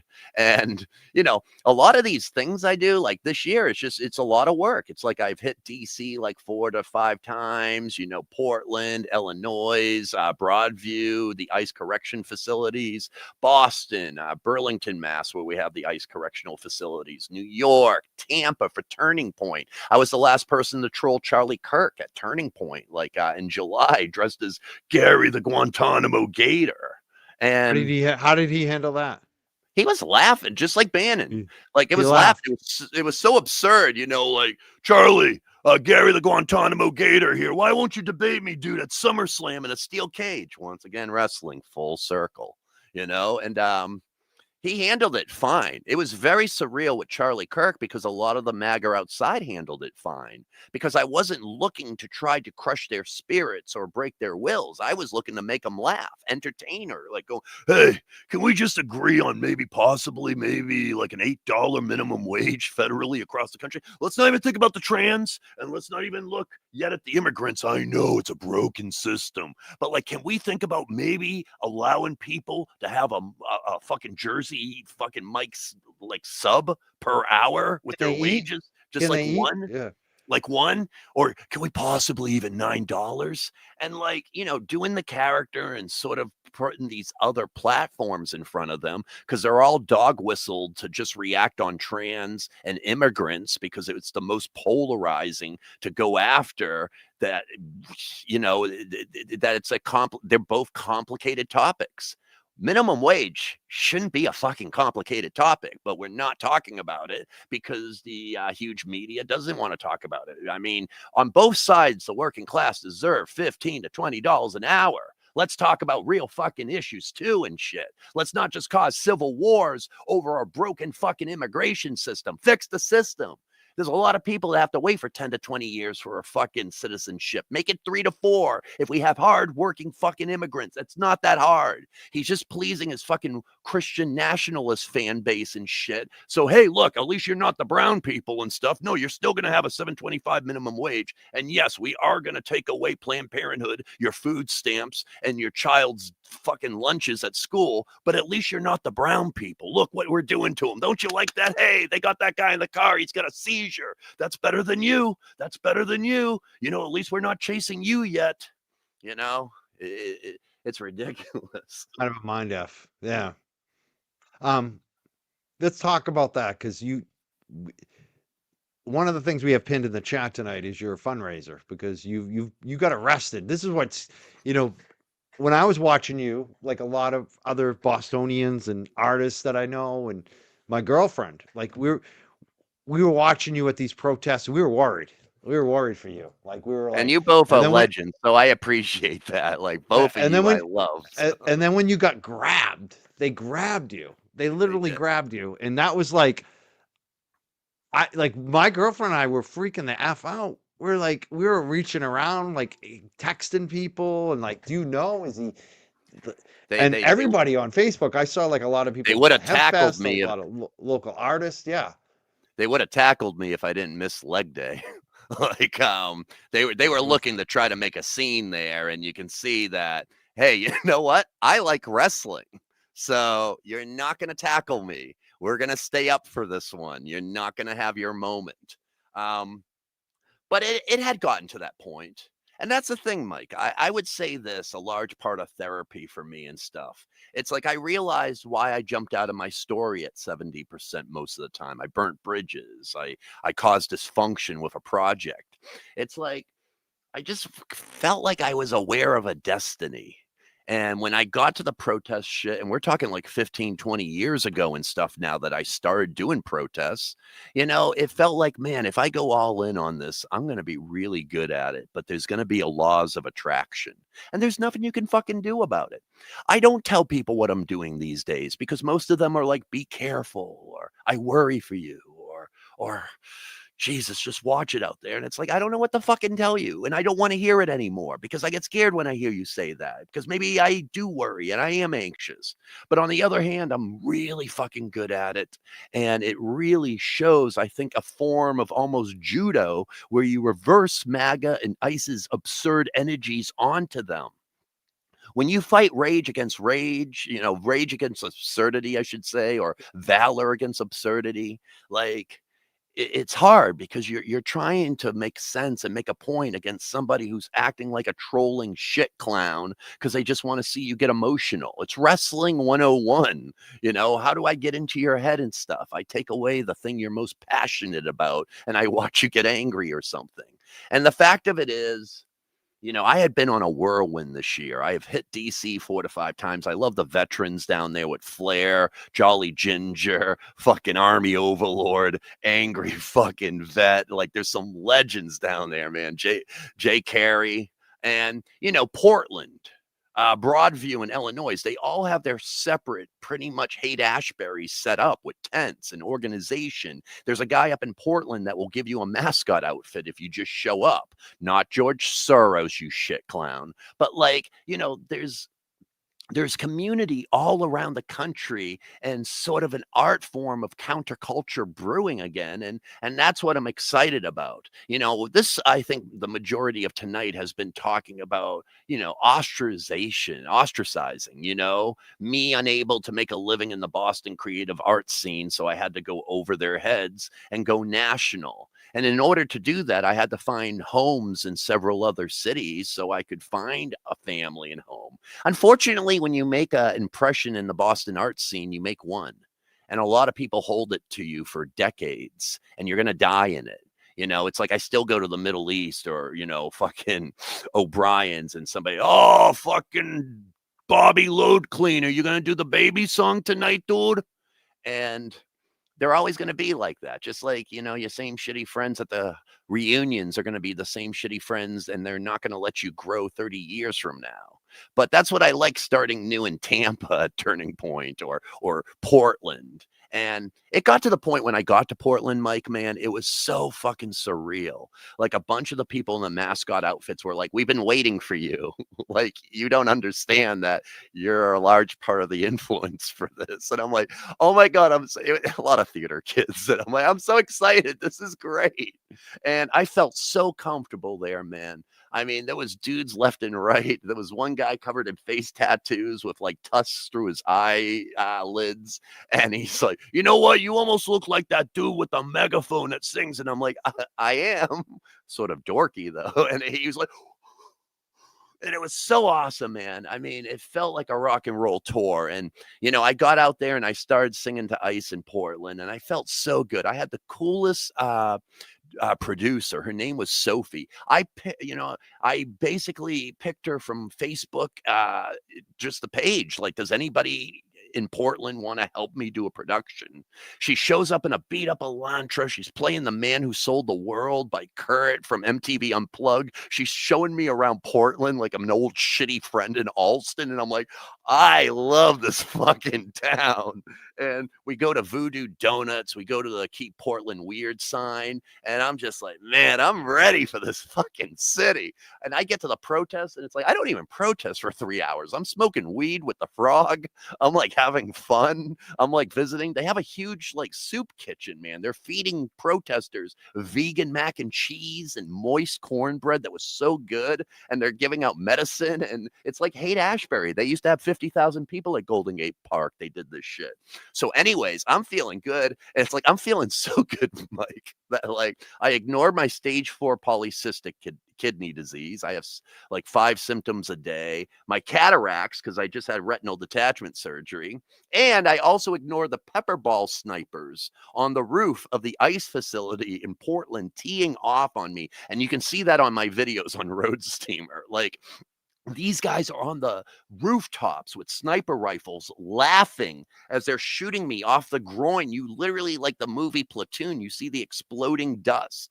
And everybody around me is gagging. It's military grade dog shit pepper balls. And it finally gets to me. I finish the song, but I make a mistake of rubbing my eyes with water, and now I can't see. But thankfully, I'm in Portland. They have saline on site, and they get it immediately to me, and I get right back out there, and I start heckling the snipers like, you guys are a bunch of glorified mall cops. You're using super soakers. You can't even shoot straight. And finally, they arrest me. They can't take it. Like, the crowd is so happy that I returned. It was almost like Mankind, Mick Foley, when he fell off the cage. Not fell, Undertaker threw him. And like he returned to the ring with like a lacerated kidney, a separated shoulder, a tooth through his fucking nose. And I think I crushed Ice's will. So they get me from behind. They bring me in. They tried to get me on 2 federal charges. They bring me into a holding tank. And they handcuff me with like the real handcuffs. They're not doing zip tie. This is metal on flesh, baby, here on Magic 106.7. And I get into like this holding tank with like these ICE agents and cops. And like, I'm still in character. So it's like I'm in there and this is the outfit. Well, not this one. It's Evidence because it's covered with pepper balls, but you can buy the same one on Amazon. But like, you know, I'm in there. I'm like, so what are you guys going to do? You're going to go second knuckle on me? You're going to use the hose? Like, what's going to happen? And they start laughing, some of them. I'm like, all I was doing out there was singing Trump was, and I'm handcuffed. So I'm like, Trump was on the Jeffrey Epstein plane. Trump was, and some of them are laughing hard. And a couple of them are like, aren't you supposed to be in Chicago today? And I'm like, oh, you like my career? That was last week. I'm all yours this week, baby. And people are laughing. I'm having a good time in there. And I'm like, so what are we going to do? You're going to get me federal charges? What's happening? And they're like, well, first off, we're getting you for trespassing. I'm like, you pulled me onto your property. You pulled me. Like, I was over. Well, we warned you. And I'm like, and you did. And I stayed away from the line. And I have video proof. You know, it's like Monday Night Football. I have videos too. I too have shooters, video shooters. And, you know, and basically they found 2 joints. They found 2 joints. I don't know how they found 2 joints, but a lady from the Instagram stories saw my story and she came down and gave me 2 joints. And they're like, what about the 2 joints? And I'm like, isn't weed legal? And you know, mind you, I should get the sunglasses on so you can get the full Weed legal in Portland? Isn't weed legal in Portland, boys? Why are we hating on a weed? And they're like, well, it was on federal property. Because you pulled me onto federal property, so it's your weed. So maybe you should be arresting one of your guys because it's not my weed. See, the thing of it is, when he, whatever your name is, name and badge number, and pull down the scarf, when he pulled me onto the property, it became his weed. So bust him. which got a little bit of laughter from the ICE boys and the cops. After 20 minutes, and it was only 20 minutes, they had done enough research. They noticed that there was a couple of articles in MSNBC about me, and I was on Anderson Cooper, CNN, and finally they're like, all right, you've been on good behavior. And this guy did sound like this. I'm going to take the cuffs off of you right now and give you your stuff back. And I'm like, and I'm free to go? And they're like, yeah, like through the front door?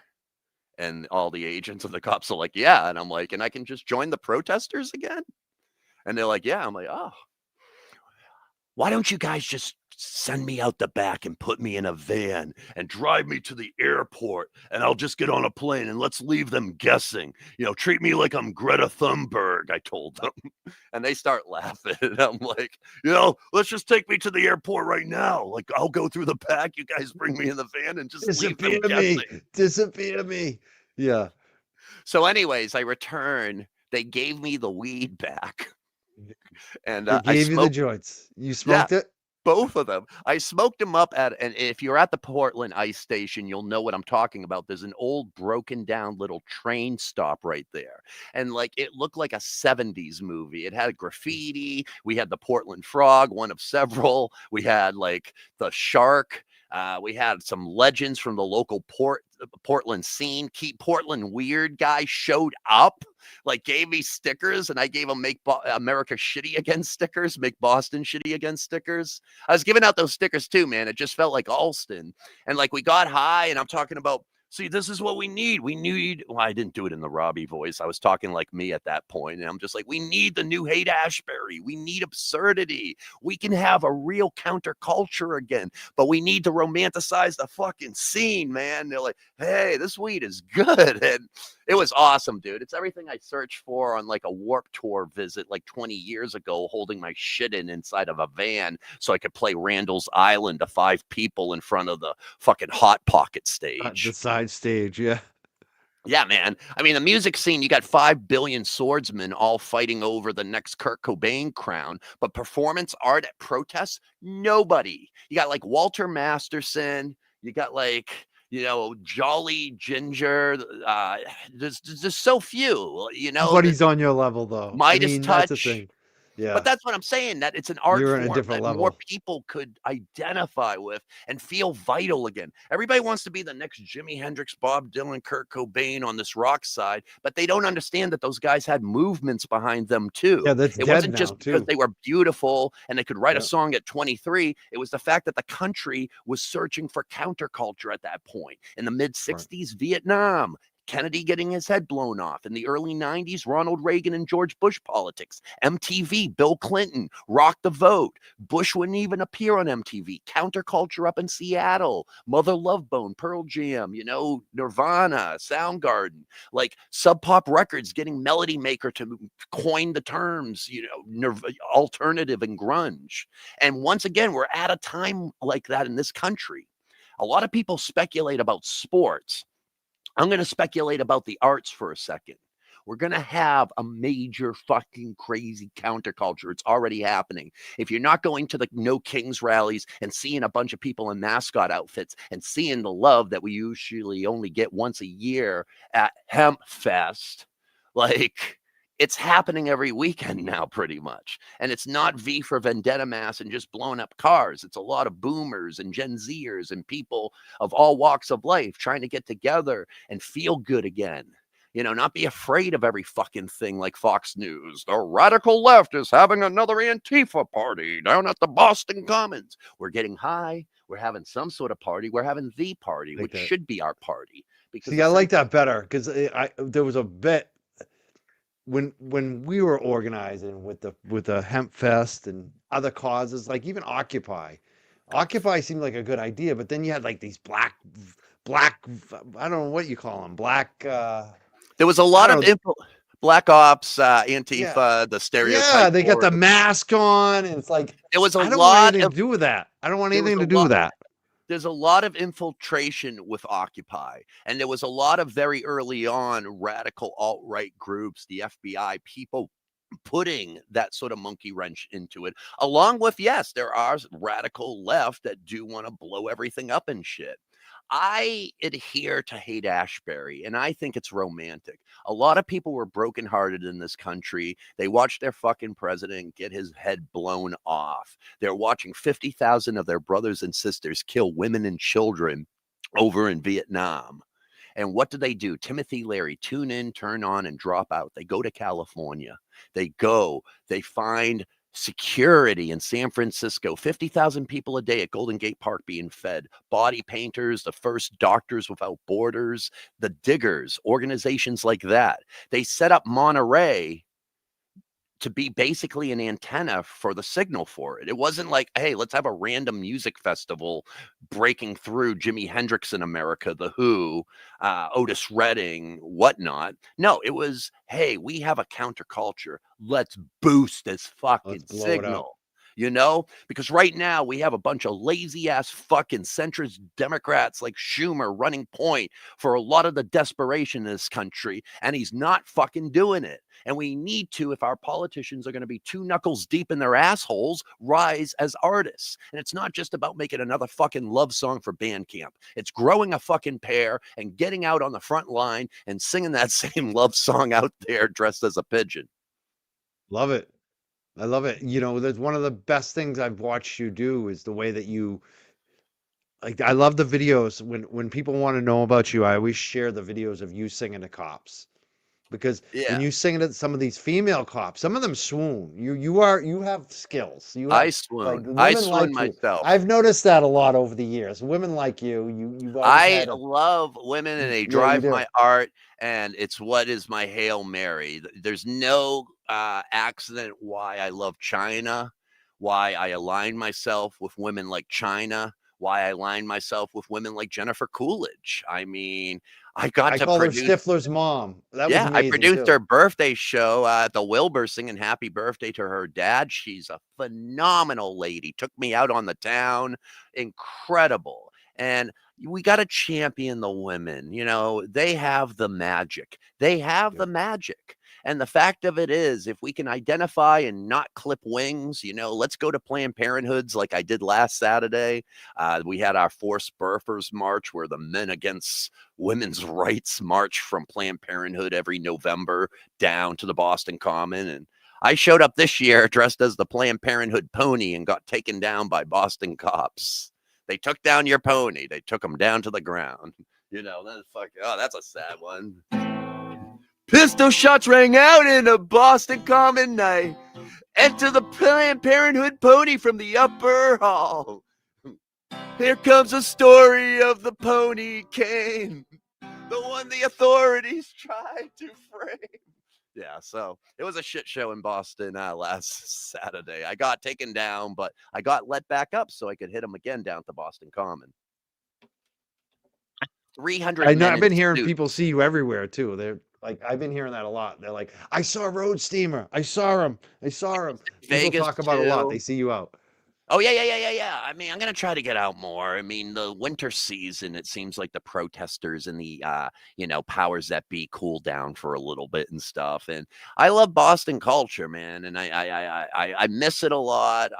I always feel like I'm misunderstood, and people come up with several different area codes towards me, being like, Robbie Roadsteamer, you going to put a baby in somebody tonight? Or Robbie Roadsteamer, dude, sucked about Chyna, huh, man? Do you want to talk about that right now, Chyna and shit, man? Or Robbie Roadsteamer, you're on a watch list right now. It's just, it's wild. It's like, I wish I didn't struggle so hard being an artist, because I have all these like different fucking stories now. And it's like, I don't know, like, what's the overall like defining theme for it. I know it's a lot. I mean, that's what I was thinking about having you on the show. It's like, what do I start with? Because there's so much to what you've done, and I actually put the StreamYard link in the chat. If anyone wants to call in, have any comments or questions for Robbie, you can definitely you can jump up on here with him for a minute before we let him go. But Yeah, it's just great to see you doing well. Like Well, it's doing great to see you, and I think a large part of this is because you and I have intertwined in several different lives on this planet. I mean, like I sort of hinted earlier, you helped spearhead getting the TV deal done for my mockumentary, Quiet Desperation. You also were the one to legitimize me towards Masscan Hemp Fest and have me play. You were the one who put your foot in the door for me, and you made a lot of things easier by legitimizing me on that stage. And we also bumped into each other, left and right, doing the radio at WEMF and also doing like the new metal shows down at Good Times, Laser Good Tag times. Emporium. Oh, wow.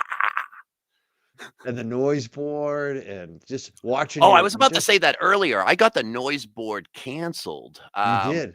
Because I did the Quiet Desperation series. Yeah, I went off on a tangent, but I did the Quiet Desperation series, and I started to have a character named Chippa, who is like Oh a my gosh. Boston That's right. Irish punk stereotype. He wore a scally cap, and I got this great comedian Sean Sullivan to play him. And he's like, "This is fucking Chippa."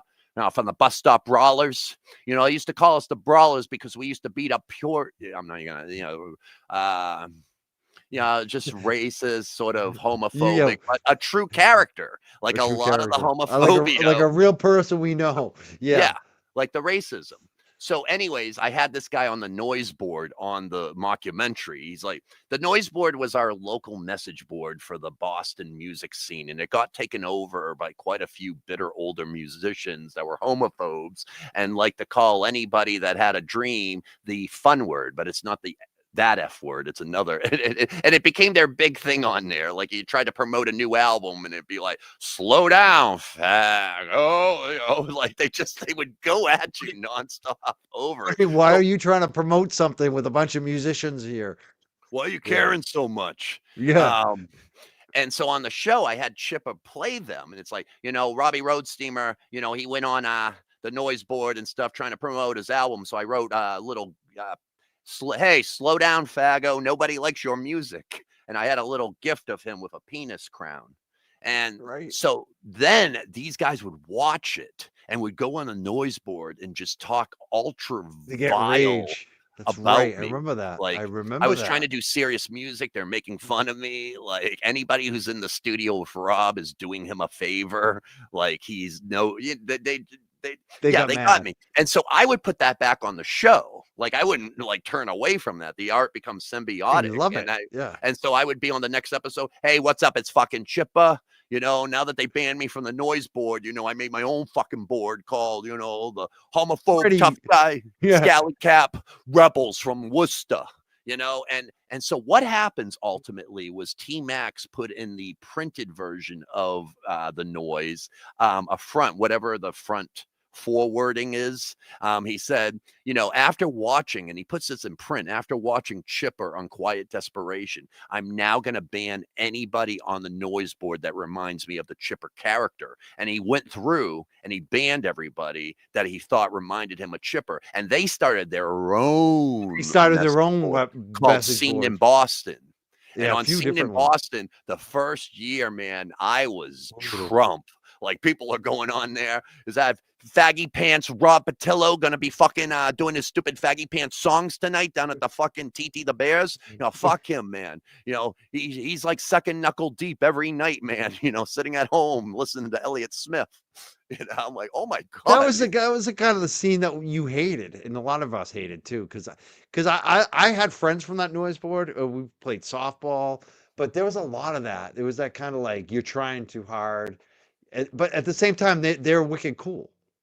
Like there's this whole cool thing. Like They were cool, and they were cool. It's like I'm not They even were. trying to shit on people. I It's like know. it takes a lot of fucking balls to work a full-time job, keep a family together, keep a relationship together, keep a fucking food on the table and everything, and also do your art. Yeah, and Like, still have music, and still sell out a show at the Middle East, and practice with your band, and keep your band and it's together. like a lot of people in the music scene are extremely successful people. They're like realtors and house painters and people who are diabolical, while at the same time, they're actually able to make really good music too. I, on the other hand, was a complete fuck up at jobs. I've had 40 jobs, Barnes and Noble. I've painted houses. I've babysat your fucking parents. I did a lot of weird shit and stuff. And it's like, I wasn't good at any of it. What I was good at, daydreaming and thinking of something fun and silly that I can do in front of people to get everybody out of their heads for a little bit. But unfortunately, it took me over 40 fucking years to figure out like the exact, way to benefit off of it and shit. That's what it is. It's working. It's I'm like glad it's working it's a for you. craft. It's a craft. And a lot more people these days are just trying to see what they can get away with. And like, oh yeah, the art's something I don't really care about. I want to be too cool for school. And, a lot of them are looking for clout and status. It's like, for me, I come from the video game generation in the 80s. And in the 80s, we had something called the Nintendo, where you would play a game and a lot of them had finishes like Zelda, master. Super Mario Brothers. Then somewhere along the line, I remember coming home in Alston and my friend playing a video game that he loaded up with cheat codes. And he wasn't even playing the game. It was Grand Theft Auto. And he's just going around the city, just blowing people's heads off and walking into bars and hitting on women and shit. And I'm like, hey, so when's the first mission starts? And he's like, I don't give a fuck. I don't give a fuck about any of these missions. And I'm like, in my head, I thought it was kind of sad. I'm like, we used to give a fuck about the missions. We used to give a fuck about fine tuning a craft, leveling up, saving a fucking village from disaster. And now people are more excited with what they can get away with than what they're worth. We're thinking cheat code, like you said. And Donald Trump's the quintessential about that. And I'll bring it back one more time to that Donald Trump once again is in the WWE Hall of Fame. And you have to understand that Hulk Hogan in the 80s was Mr. USA. They wanted a good guy champion. They wanted the guy to say your prayers, eat your vitamins, and stop he was going up against Russia, Nikolai Volkov. He's going up against Iran, Iron Sheik. Yeah. Somewhere in the mid-90s, America got bored with that. And they wanted the shitty dude to come in and give the double middle fingers to Vince and hit somebody from behind with the steel chair and take the belt.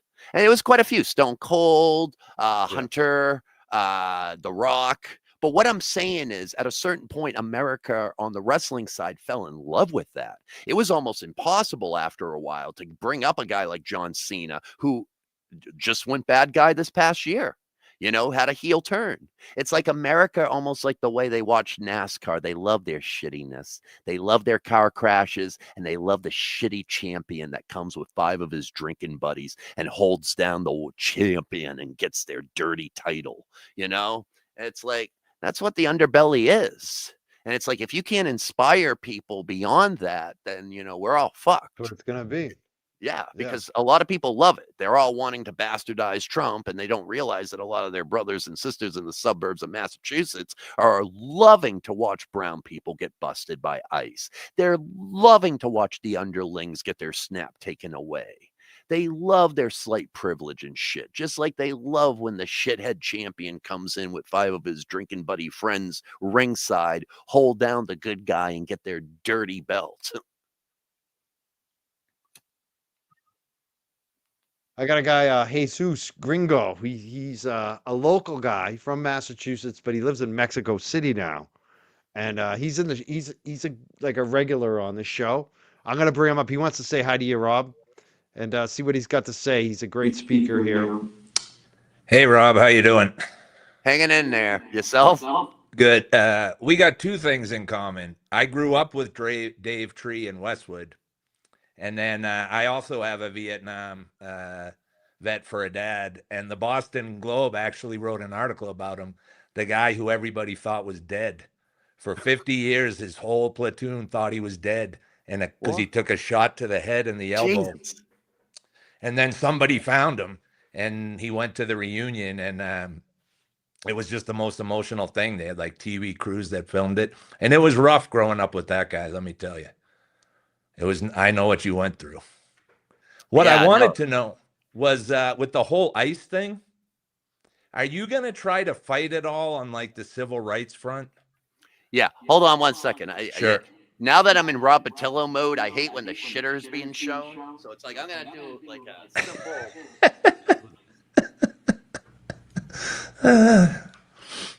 If I see that the litter box is in the bathroom, I hate to like give too much of my notes and stuff, but like, well, why am I echoing? Check one. Jesus in the background, maybe? The what in the background? I think Jesus might. Mine? It just started like 2 seconds ago when I went to the bathroom, but I'm hearing like everything like, I am too. oh, you can too? Yeah. Let me mute his mic and see. Do you hear it now? Go ahead. Check one. No, I don't. It's Jesus. I turned off your mic for a second. Somewhere it's coming back. Are you listening to it somewhere else? I can answer the question in the interim anyways and stuff. I mean, basically, right after I came back home, I found an attorney, a super lawyer, Jesse Marathu up in Portland, who actually represented a bunch of clients in the class action suit against Portland for the George Floyd riots, protests and whatnot. And so we have already filed the forms. When you're dealing with the federal level in a lawsuit, you have to file, I think, was tort act or whatnot, where you have to like file the paper saying you're intending on suing the federal level or whatnot. And it takes about 6 months for them to respond to that. So we've already filed the paperwork that we intend on suing ICE and whatnot. And we're just have to wait the required 6 months for them to reply. But we're going after them heart and soul. Like Jesse and I are two sides of the same coin. He gets it. I get it. I've gotten it since the first day. And if you know my history, I mean, I've sued CBS television in Boston when they refused to put on a true mockumentary that would have had fucking edge and attitude because they wanted everything to be safe. Tonight on Chronicle, the Strawberry Festival in Boston is sane and happy and safe. You know, and it's like same thing with radio. I mean, I ultimately got fired from WBCN because I went into my own voice and wouldn't stop. I went from Robbie Roadsteamer to, wow, you guys are playing Red Hot Chili Peppers for the 600th time this week, man. Some hometown boys doing good, huh? No Tree, no Darkbuster, no Sam Black Church, no nothing else. Just Red Hot Chili Peppers, the hometown boys doing good. You know, I have a history, you know, Chyna battling the WWE for her legacy. You know, once again, Trump is in the WWE Hall of Fame, playing Vince McMahon from the late 90s. I love battling these fucking powers, and I am a spiteful, crazy little Polish boy when it comes to it and shit, man. You know, just the same way my dad drafted fucking kids he hated the dads of in high school because he wanted to fuck with them. From now on, call that kid Clams because you keep digging up your asshole. You're looking for clams. It's like, you know, my old man played the long game on spite, and so do I. So do I. I'll just say one last thing. When I started doing television, I was 15, 16 in Danvers, and there was a Cablevision in Danvers, and I was really excited. I went to Cablevision. I just watched Wayne's World. I wanted to put on a show on TV, and I remember I went to the TV studio in high school, and this was the 90s. It was not fucking easy to make TV. You know, you had a computer to make graphics that had to hook up to like the studio processor and shit like that, and basically, I put all this hard work in, and I put a show on New Year's, not live, but it had the illusion it was going to be live. They were going to play it at 11:30, and all my friends and I were waiting New Year's night to see it on Cablevision. We were going to have our Wayne's World. We were going to be vindicated as fucking men in Danvers, that we can get through and rise with a shitty public access show of our own, and they didn't show it. And the next day, Cam Kubiak, and I'll say your name, she said she wouldn't show it because we said the word suck.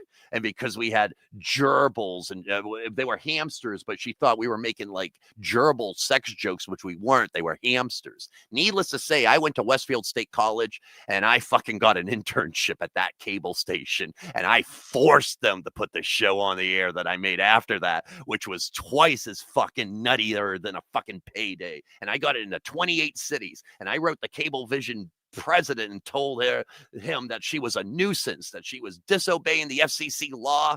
And I play the long game, and I'm going to do it with ICE. I'm going to do it with Trump.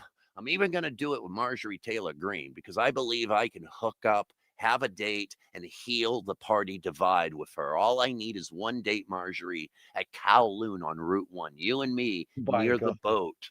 We I got to want to do it just before. see you walking in with Marjorie Taylor Greene to Kowloon. I want to be there. I just want to watch it. I want New England's newest power couple.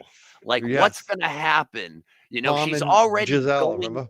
she's turning green. I can feel it inside of her. I know there's a centrist Democrat in her that we can hide in New Hampshire. She'll have her guns. We'll have her fireworks up there. We'll make love on the boat out near fucking Canopy Lake. We're going to have a great time together. And it's going to bring the parties together. Like, I want MAGA, I want woke, I want weirdos and dweebies to all make $15 an hour at least. I want them to have health care. And if they need cheat codes like EBTs or anything else, that should be at their disposal.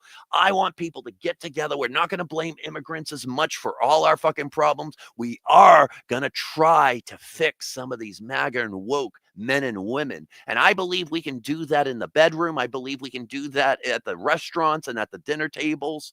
Like, we don't have to be weaponized against each other. That's just a fucking sleight of hand from rich oligarchs. We should be making love, you know, and if not Marjorie, Lauren Boebert. You know, this lady does vape hits. She's that fucking Beetlejuice getting felt up. Like, what a fucking 5-tool player. Something else. Did I say your first name? Is it, you go by Jesus or Jesus, Mr. Gringo? It's Jesus. I Jesus. turned the volume way down on the speakers. Is it still echoing? Oh, Check that's one, critical perfect. edits. Yeah, Well, that's Working fine. good now. It's good now? Yeah, Yes, it is.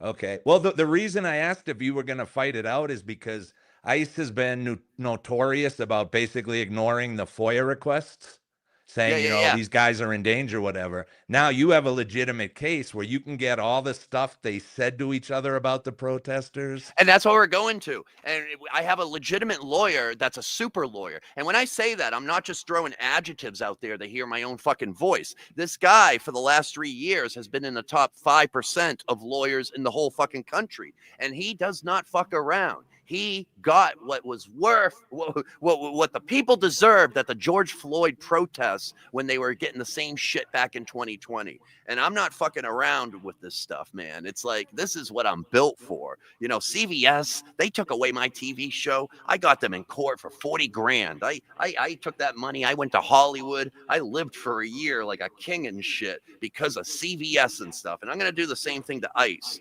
Whatever I get from ICE, man, I'm going to give it to the people. I'm going to build an indoor water park for Boston with the money I make from ICE. I'm talking a LED encased water slide that plays the Star Wars warp portal as you go down.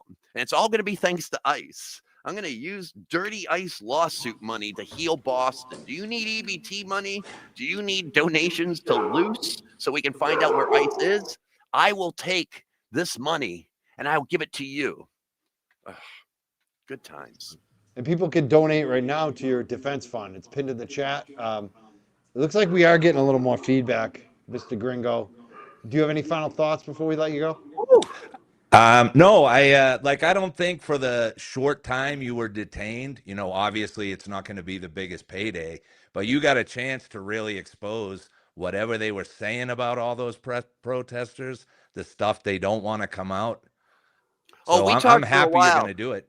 We had a lot of fun back there, and they were recording everything, and that's what I look forward to. I mean, the fact of it is, it was the perfect storm. I was the perfect person, I feel like, to be in this situation because I'm my own best paralegal. It's like I have the fucking pepper spray military balls that they shot and teed off, which I have all the videos for. I had shooters. I had better shooters than them, shooting the guys on the roof laughing at me while they're teeing off on me, and me with the balls exploding around me. It's all on the YouTube. It's all on the Instagram and widescreen on the YouTube and stuff. And these guys are laughing their asses off. And I took all the clothing and I took the amp and I had to put it in the backpack to get to the airport, and I never opened it up again, man, because I tried to get like a battery out of it in the fucking airplane, and several people around me started gagging. I'm talking about I opened the zipper like this. I reached in like that, and all of a sudden people, I'm like, holy shit. We're going to find out what's in their balls. We're going to find out everything, man. I told them, you guys better wear your nice suits when we come back to Portland and stuff, man. It's going to be a good time. I might do a concert there while I'm back. A lot of beautiful things coming.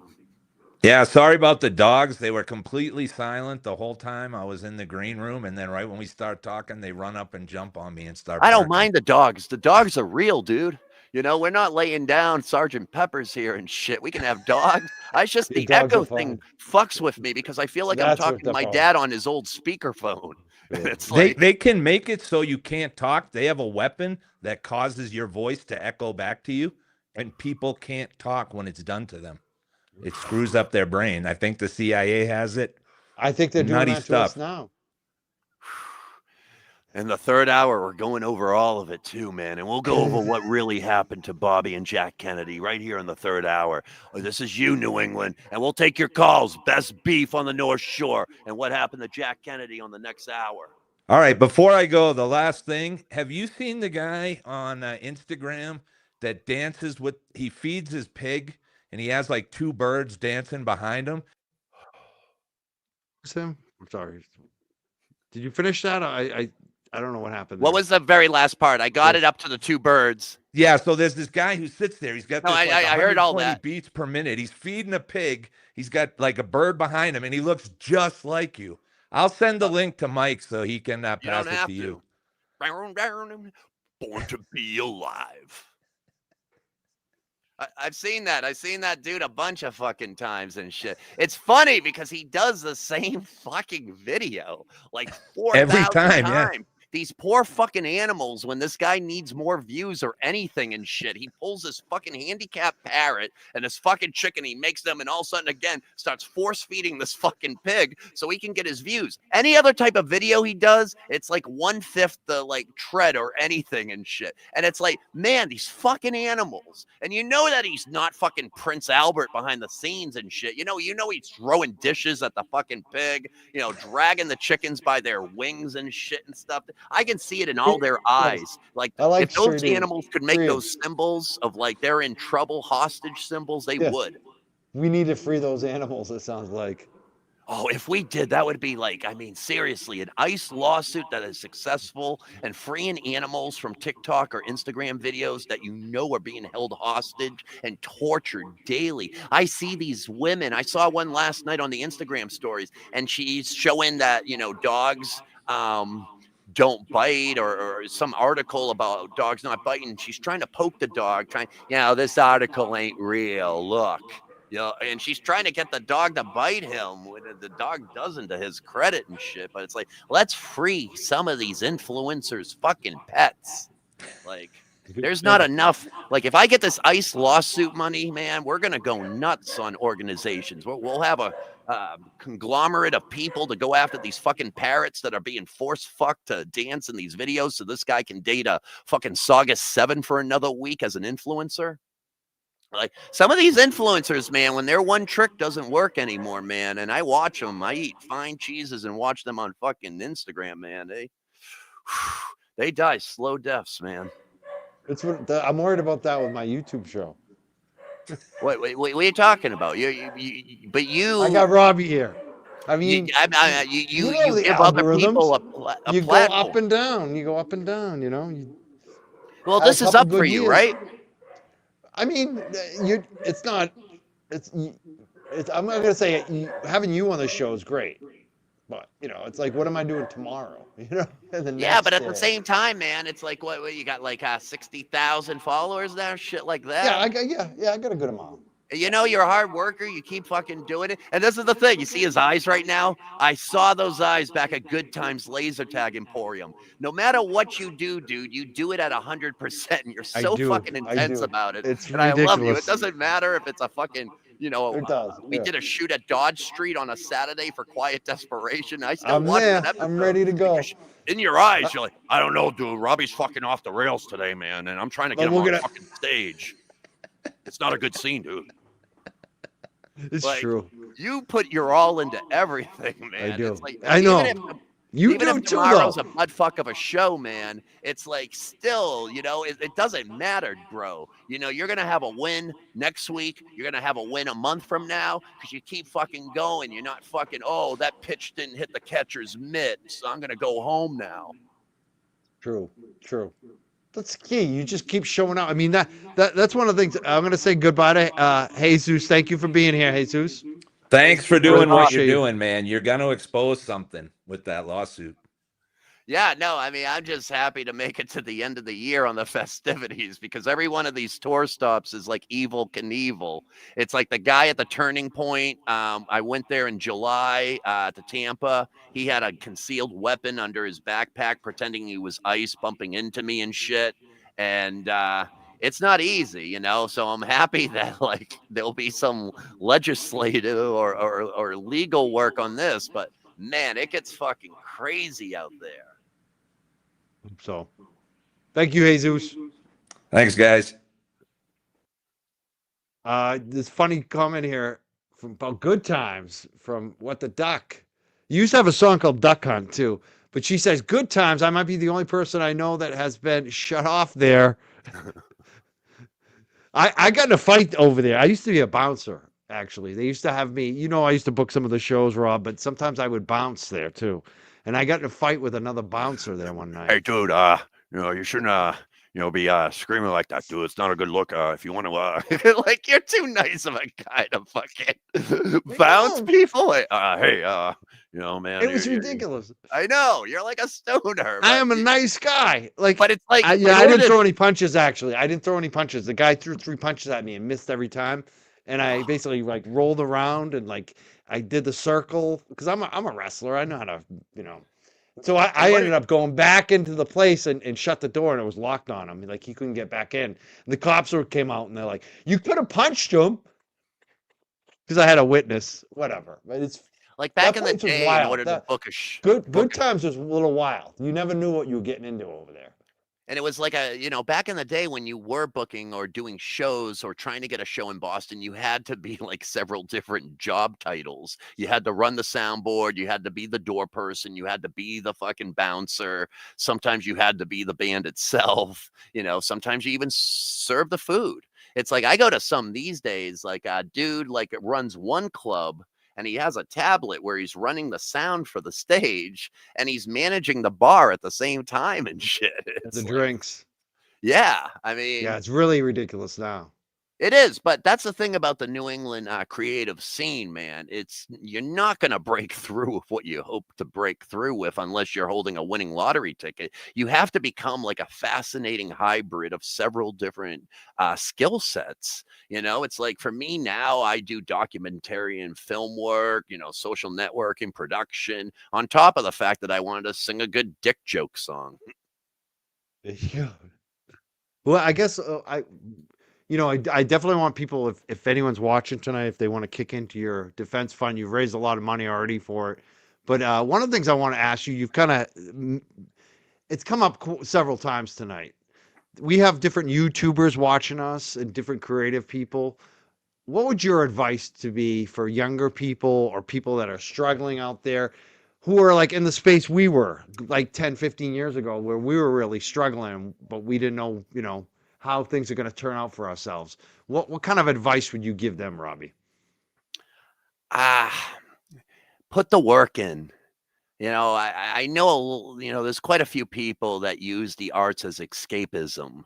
There's a disenchantment with life or the jobs they have. And, they use arts as sort of a way to, get into a decadence or something. And they get quite surprised when they realize that you do have to put in actual work to tune your craft. You have to show up on time. You have to have a basic fucking respect for your bandmates, your producers, people around you at the clubs. You have to hold your shit in a van for weeks, going on tour and fucking getting no sleep while you're on a fucking floor in West Philadelphia of a trap house. Needless to say, put the work in.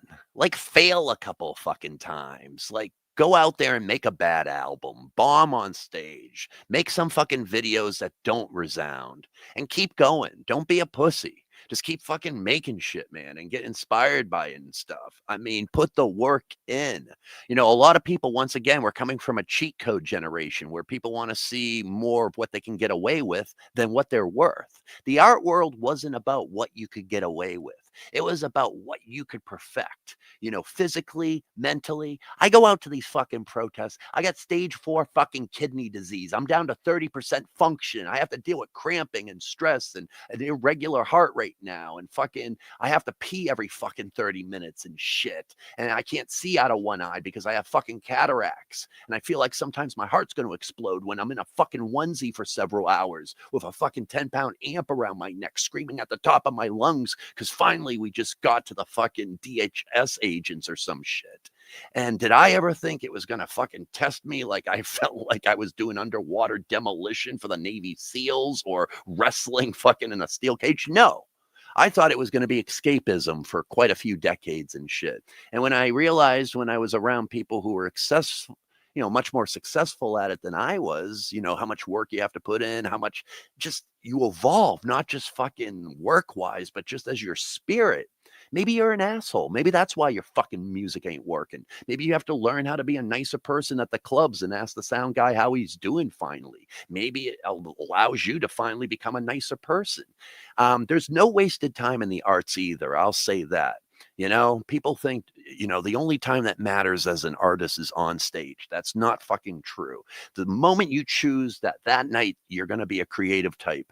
Everything you do is part of the fucking adventure. When you get to the club, everybody you talk to, all the fucking camaraderie with your band afterwards, like the early morning, all of that is creative. Yeah, you're going to do fucking couple of songs on stage. Yeah, you might have a couple fucking beers, but all these people that are depressed because, they didn't like this song or, only 10 people showed up. Well, what did it do for you personally? You went, you fucking still put the tape and the tights on and you got out there and you made it work. So, for anybody out there that, wants to be a creative type, it ain't fucking easy. No job really in America, it turns out, is really too easy. So put the work in. Don't be upset about that. Don't be upset about looking bad and failing, and play the long game. All right. And enough with this 27 bullshit, man. 40s are your new 20s. 30s are your new fucking teens. Like, stay in the game longer. A lot of people say long game. Because Yeah. we got this other show that we watch a lot, that I watch, JFK Show Off. He's a hip hop guy. He owns, he's a CEO of a record label or music label, Show Off Records. And he has his crew in the chat. They call him the long gamers. He keeps talking about the long game, the long game, long game. And you've been saying the same thing. So it's funny how, because I feel like he's the same way. He works really hard. He's a hard worker. No shortcuts. Yeah, there's no shortcuts. And, a lot of people have the misconception it's one thing. If I can get 1 million view video on Instagram, everything's going to change. It's not 1991. It's going to take 100 to 200 of those things. The one thing you thought was going to change your art and make everything happen, that's a story that's long gone. You're going to have to do 100 to 200 of those things. You did a great video? Great. Do it 100 more fucking times. Oh, you had a great article in that magazine? Awesome. Where's the next one? What's happening next? You put yourself into it. Once again, don't just try to use a bunch of cheat codes and filters and AI and try to get your fucking art out there so you can fuck a 7 instead of a 5 1 week. No, play the long game. Put the work in. Get your heart broken. Meet some shitty person that you get into a fight with and find out later he's your best friend and you guys start a band together. Go broke. Get your fucking gear stolen out of a car once in a while. Live. All right. You got all these people behind the scenes with their AI phones fucking trying to figure out what they can get away with and what they're worth. Meanwhile, the streets are available again. I know. I was out in the streets of Portland and I got $100 million in free publicity, money, and resources just by singing my songs on a beautiful Tuesday afternoon. It's out there for you. There's gold in this country again, but you got to dig. And you can't be as cynical as you were this past year. You got to go at it like it's 1966 again, like it's 1991 again. Like you're in Seattle, you're in Haight-Ashbury, you're holding on to the winning lottery ticket. Go out to a protest, get into something you never thought you'd get into, but put the work in. And then if you fail, I'll feel a little bit sadder about your story. But otherwise, get the fuck out there. Boom. Fucking Rocky Balboa, home team, man, like windshield wiper. You know what I'm saying, man? Like, sometimes you're gonna get hit, man. How are you gonna get hit? Yeah, I mean that's the key, getting out there. And that's how I met you, getting out there. I had a mom too that used to be like, "Why are you doing all this stuff? Just get a job and do the job. Why are you booking bands? Why are you doing the Hemp Fest? Why are you working for free?" And it's like, I'm so glad I did that shit. Like, it was just, I did it because it was fun. It was fun, like you said, but it felt like I was learning things. I was like, I was pursuing things I wanted to have an interest in, And you're passionate about it. Whether, it was, being in financial or this or whatnot. It's like you bring that skill set, Mike, everywhere you fucking go. It's not like, it's like a D&D character. You fucking went through a couple dungeons 10 years ago. You want to bring that character back. You still have all those stats. They didn't go anywhere. It's like riding a bike. And over time, if you can survive the rigors and trials of being a creative type in New England, you're going to become a fascinating character. Like, it doesn't matter if your art's good or not. You're going to become a fucking character. When you see the same motherfuckers at the same clubs year after year, at first it's like, oh, all right, these guys again. All right. But 10 years in, 20 years in, it's the same diabolical masshole motherfuckers that are having to survive by becoming this fabulous hybrid of several different things. They can sing, they can sell pot, they know how to sell shit on eBay, they can fucking shine shoes and play the drums, and they can be themselves. That's the reward to it. The more you put the work into being yourself, the more you're going to be able to be yourself, instead of at the end of your life being pissed off at me because every time I have an article in Rolling Stone, I inadvertently point out the shackles on your ankles. I'm sorry, dude.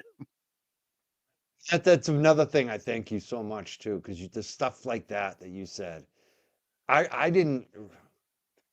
For a long time, I didn't recognize that stuff, that people really were rooting against you a lot of times. Like you'd realize that, and why, and it's because, exactly like you said, like they're having boring lives, and sometimes, and I look at it like the stuff I'm doing is not that big of a deal. It's like not, do you know what I mean? It's not like I'm on freaking national television or something. I'm just having fun, but people would get jealous a little shit, like, so. You Well, I always mean, it's notice that, like the balloon, they pull your balloons down, balloon you know what I mean? pullers, yeah, like Yeah. Quiet D, we said that one, Big Nez and I. You either die a hero or you live long enough to see yourself a villain. And I mean, the same thing happens in our sports in New England. It's like for 10 years between dynasties, the Patriots couldn't win shit. And they were embarrassing the nation in Super Bowls. And it was ugly and humiliating to lose against New York twice in any championship series is cruel and unusual punishment. They're already just fucking dominating with the arts and the fucking publicity over there. At least let's win a championship. But the thing about it is, it's adversity. Brady won more Super Bowls in his 40s than he did in his fucking 20s. He fucking, and I saw that, man. It's like, here I was getting into my late 30s, early 40s, and being like, fuck, what's really the outcome for me now as an artist? What the fuck? And I still had this unjaded spirit inside. And I had a weird skill set, but I had a skill set. And it was like when I could get around people who could move and like shake, like Jennifer Coolidge, Chyna, Vermin Supreme, ABC. I was also on America's Got Talent. It's like I sang fucking 3 songs for Simon and Heidi and Sofia Vergara. I did background acting on Westworld and Always Sunny in Philadelphia and American Horror Story. I don't know, man. I mean, it's just amazing to not give up. And if you don't give up, hey, you might not be able to do exactly the things you did before, but you're going to have an incredibly large skill set because you didn't give up and you kept getting in the game. And you're going to have some really cool, fucked up friends. And The thing I you're like too, the friends.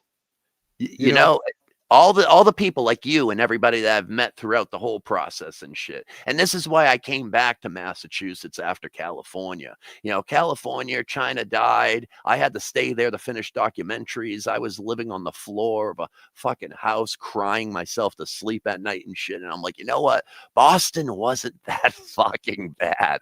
Who cares if people are going to make some snide remarks about Chyna? At least I can be an asshole and like everybody in the room's like, can we talk to you for a second? You're being a little aggro. I'm just fucking talking about the Sox and the Dodgers, dude. Rob. They call you Rob. aggro. Oh, come on. Well, you know, when you're California people. When you're in a room with like 7 to 10 massholes and shit, you don't notice like our ability to How raise our aggressive we get. voices, Yeah, get belligerent real quick. But you know, I would be I worked for Amazon at Whole Foods in Pasadena, that. California. I loved when you did that series too. Yeah. That was a great. You did about the working conditions. That was another one. Yeah, I got fired from Amazon. And I love that series. I did a fucking documentary at the beginning of COVID of the treatment at Whole Foods for our Amazon Prime pickers. I was picking shit. And, you know, sometimes life tosses you a softball and I wanted to get fired from it. It's like, I didn't know, you know, how deadly the virus was and the vaccines weren't available yet. And I worked in a supermarket and then all of a sudden that became an emergency worker. And I'm like, bro, I'm here just because MILFs like to ask me about fucking Burt's beeswax and shit. I don't want to be in the middle of a pandemic and stuff. Like, fuck this shit. And so I started shooting a documentary with the intent that I was going to get fired. And then I would collect fun employment, which they raised during COVID, $600 a week and shit. So I was looking for that. I'm like, I'm not going to die of COVID/polycystic kidney disease. And so I just kept going around with the camera. So what are you doing here? Why is the meat department hiding the toilet paper in the freezers? Like, I found out some in-depth shit and I got fired. It was funny because Amazon didn't show up until the 12th episode, like the managers and like the HR, because they were doing all their management from Skype. They didn't want to be on site during the pandemic. So all your brave managers and all your workers at the higher ups of Amazon were talking to us from Skype. They were hiding. So you could do like 12 episodes. Oh, the women on that show, man. I love the Latina, the Mexican women, like so many beautiful, hardworking people of Southern California. And I was so happy to be there, man. And that's why I went back to LA this summer when I saw ICE and fucking the National Guard was starting their shit. I went out there in a thong and an eagle costume and I got sexual with the cops. I did with the ICE agents. I sang Queen's My Best Friend, and this guy had a big big gun. Like, I think it was for pepper balls and shit, but it was big. And I'm like, ooh, look at you. You want to use your super soaker on me? Ooh, you make me live whenever this world is cruel to me. It's like, I love the Mexican culture. I love Latino culture, and I get fucking so distressed when I see what's happening with the ICE agents. I take that so fucking personally, and they couldn't do what they did to me in Portland enough times to me to make up for the people who are marginalized and don't have a fucking voice. You know, it kills me. And when they were taking me, man, I'll tell you, it felt like an orgasm. You know, it felt like an orgasm because I'm like, yes, take me into your bowels, you know. I wish I was on the flotilla with fucking Greta and shit. You know, it's like, I want to go into these fucking captivities and, you know, see what this shit is like and stuff, because there's so many people in those fucking captivities that are getting fucked in the A and shit, fucking metaphorically and physically and shit. And they don't have a voice and they're just marginalized people. So at least the Christian nationalists and Trump can be like, well, fuck them. They're not me. You know, I can laugh at those fucks. It pisses me off, man. God bless Selma Hayek. God bless Sofia Vergara. Like, Penelope Cruz. Like, my God. Richie Valens, Selena. Like, do these names not mean anything anymore? Oh, Selena. Fuck. I'm sorry. That was a lot. This has all been a lot. I love it. You've been on a roll tonight. I love it. I guess what are your final thoughts before we let you go? Because I've used what, 2.5 hours already. You've Hey, but been we're very old generous friends. to us. We're old You are friends. What a very gift, generous. Mike. What a I know. fucking gift, Mike. It's amazing. It's either we were gonna be like this at the Middle East upstairs, or we could fucking have what would have been our get together conversation here live. And it's like it's been therapeutic and magical, and I'm very grateful, man. I fucking apologize to me for the time or anything and shit. It's like, what else was I gonna do? I'm fucking under a watch list. I'm fucking trying to sue ICE. What am I going to CVS tonight or some shit, man? I'm fine. I'll fucking I'm locked in here like Ray Liotta and Goodfellas, man. You actually gave me a gift by allowing me to be a normal I love it. human boy answering questions. Gotta say, you gave me a gift. There's a video called Revere Beach Oh yeah, that some of my trolls at one point, they would bring that video I out. saw 'cause that. I They saw didn't that. like You when had I your was shirt rubbing off. my nipples. I had my shirt off and I'm rubbing the nipples.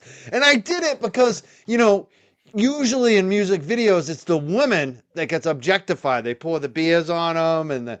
And so Warren is like, Mike, we're going to objectify you. You're going to be the guy. We're going to kind of be cool. So I did it. I took off my shirt and I rubbed my nipples on You were and great. I mean, it's comedy. And a lot of New England, it's tough because, we deal with a lot of conservative, Puritans, like the fucking Mayflower, like everything up here with white colonialism. It's hard to be a freak and a weirdo sometimes. We never had our Haight Ashbury, Seattle up here because New England has its fucking finger 2 knuckles deep in its asshole. It can't see that we have some of the most fascinating characters, some of the coolest fucking culture, and some of the most diabolical motherfuckers that refuse to give up. Like Mike, man. Like fucking, booking legend for fucking Hemp Fest. Booking legend, dude. This guy booked for tens of thousands of people at the Boston Common, bands and energy that they haven't had since. It's now it kind of died since then, didn't it? I mean, it I died. was They good don't at care it. about I the was good fucking at it. stage and making a cultural situation. 50/50 won that organization that does no Kings rallies has picked up the pace, though. Like they Good. had an incredible rally where there were hundreds of thousands of people. People were laughing. There was a lot of mascot outfits. There was a lot of food being sold and weed being smoked. I was there for 5.5 hours, fucking selfies like crazy. It was insanity, but I love it. I love New England. We need folk heroes up here. We need magic. We need people like Mike Crawford to be doing this fucking living, like Joe Rogan hosting a fucking I don't know club. about you. You mentioned your eye. I'm going for cataract too, Rob. But I feel like I'm too. I don't like. It's funny because I did all that shit when I was younger. Like I felt like I got it out of my system. I just like to sit at home and do the shows. I'm lazy now. I don't know if I'm underselling myself. Like I should get out there more. Maybe I should. You're kind of inspiring me. But I feel like young people really need to step up a little more. I don't know. Oh, they do. And that was one of the most heartbreaking things for me when I got back, because a lot of young people, I was going to a lot of house shows, a lot of college underground party and events because I was using the Robbie Roadsteamer character. Like the career went crazy the last 2 years because when I got back 2 years ago, I was like, we're going to make Boston shitty again. Let's fight against gentrification and bring back the dirty North Shore. And it was like I was going to so many places as like a poor man's MTV with like a fake microphone and being like young man, we're here live at the fucking Monkey Palace in Alston with brutal bands, Makeout Palace and Tilt, doing the future of rock and roll. And it was like, man, the youth have that unjaded energy. Their souls haven't been crushed yet. You talk to a fucking guy in a bomber jacket in his 40s from Boston that did a band. It's like, yeah, dude, everything got fucking shut down, man. We're going to try to do one fucking show. It's a memorial, like fucking Sunday night at Sonia's and shit, man. And I got to be home by fucking 8 p.m. though, man. And so, yeah, got to put the plastic up on the fucking windows. It's going to be cold this year. But the fucking kids, though, they still have that unjadedness until Boston beats it out of them like Joe Pesci at the end of Casino by the time they're 25. And You know, it's Keep sad going. because these kids watched me do these political events. They saw me every Saturday hit 5 to 6 MAGA rallies or go to Planned Parenthood when everybody else was recovering from their Adderall all night fucking onesie party, you know, watching Pink Floyd and The Wizard of Oz. And it's like they could be doing the same thing. There's so much room for everybody to do this shit, man. But, you know, instead, yeah, like, listen, you know, you like to be at home. I like to be at home. I only do this shit now, you know, maybe once a month and shit. I'll go out really quick, like the groundhog, and I come back. And, you know, I like my oats overnight and my weed and my cat and just sitting under a comforter with my I got the biggest couch in the world from Bob's Discount and shit. And I live. Love it. You know, it's funny. We mentioned that Revere Beach video. That's I even though wrote that song. the nipples come out. If I mention it, a lot of people like you were in the Revere Beach video. Like people, that's like a legendary video. People Or even the love that video. song. Like, Yeah. the song I wrote, I used to get really high and talk to my friend Mayron, who's down in New York on the phone. Great comedian down there and shit. And we would like make up like scenarios for like the show. And like I started singing like Revere Beach. And, you know, we had a guy on the show, Big Nez, fucking hilarious love dude, him. talented hip hop artist. And he loved Notorious B.I.G. and shit. B.I.G. And like, it was so awesome because it was like I could almost be like you know, here like a low rent Tupac, like Potylo, and like, you know, like me and Nez just became the best of friends. Nez could see through people using me and how much shit I was going through, and I would drive him back home to Malden, and I'd be like, Nez, you know, one day, man, we're gonna make it to the top. We're gonna sell Quiet D to Adult Swim, and we're gonna be on Revere Beach. Yeah, Robbie. And like Nez would, he had a deep baritone voice. And I remember the day we recorded it, and like I had to go up to like a recording studio in Haverhill, and the GPS led us through a swamp. And Big Nez had passed out as soon as we left like Boston. He's like, you know, just snoring, and he's like, and then like he comes through right before we get to the studio, but we're in a swamp. There's no roads, and he's like, Robbie, where are you taking me? And he ends up getting to the studio. We record Revere Beach. And if you remember that music video, they threw us off of Revere Beach after 30 We do. minutes. I had to talk to the cops. I negotiated with the cops. The state troopers were livid. Like you could do that shit now. It's like it's nothing, you know, because you don't have the large, bulky fucking cameras that they were using that day. You know, they were mad. They were mad. And then Warren and I actually sent you guys home, and then we filmed some more like pirates shit, ninja shit. Like it was like they were looking for us. They were mad at us.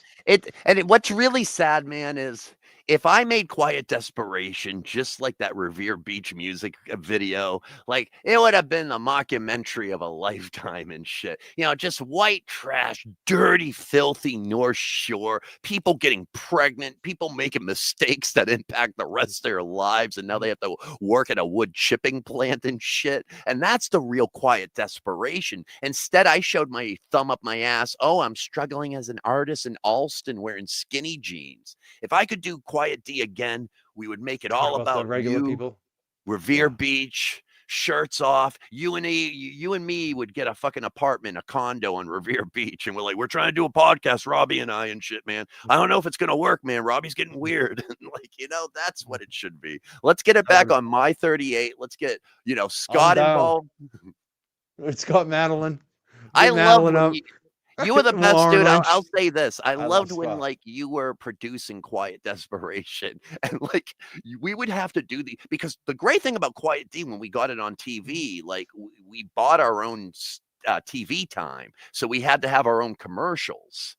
And like at certain points you were like in charge of trying to help like maybe generate commercials. And I remember like we would be filming shit, and then you'd be like, dude, don't forget to you know, say Zuma Grill and shit, man. Like something about the falafels and the fucking sandwiches, dude. And I'm like, what do you they're sort of a sponsor now, dude. So put in something about a Zama Grill or something at the end. Like I loved when we played, like we had a successful SNL for like a year or two. Do you remember this one? I'm not going to say the smoke shop. I'm kind of friends with the guy, actually, but I was trying to get the smoke shop to sponsor you. And because, Buried you know, Treasures? smoke shops, kind of controversial. He's like, it has to be like rated G. I'm like, Robbie, I call you up. I'm like, Rob, this guy will sign on a deal with you if you get rid of the weed, you get rid of the sex, you get rid of everything that you want in the show. And you were like, F you! Like you were just like, you were so mad. And I knew you would be mad. And I was just laughing. I was just like, why did I even make that call? I was stupid to make, because I knew what you were going to say. And It I just was funny. stupid. It's like now I'd fucking rated G. If you're gonna give me a check, I'll do it in a heartbeat. Fuck the We weed. would- You'll get we would- AIDS if you have sex. We don't need the fucking party. Like, give me the dirty fucking Taco But that Bell was the thing dollar about if that I- show that I liked, though. You had the weed. Yeah, it was different. You know, it was like, Yeah, it was no, like I love real it. life. You know, to explain to people, it's like we bought a slot on CVS affiliate up in New England. So we were having We had a 50,000 contract. people watch us a week. It showed up on the Nielsen's and whatnot. And we had our own sponsors too. Like we made our own commercials for Stingray Tattoo, Sound Museum, which was a Jam Space complex, the Wilbur Theater. That's how I met Jennifer Coolidge, was through Quiet Desperation. We would put ads for Wilbur Theater, the show comedians. Jennifer Coolidge was there, and they called me up while she was with me and shit. And I was literally loading in baby strollers for my shitty job at the Magic Beans warehouse. And they're like, Rob, do you know Jennifer Coolidge? And I'm like, do I know Jennifer Coolidge? Like Best in Show? Me and Leslie, we both have a lot in common. We love soup. Like, oh.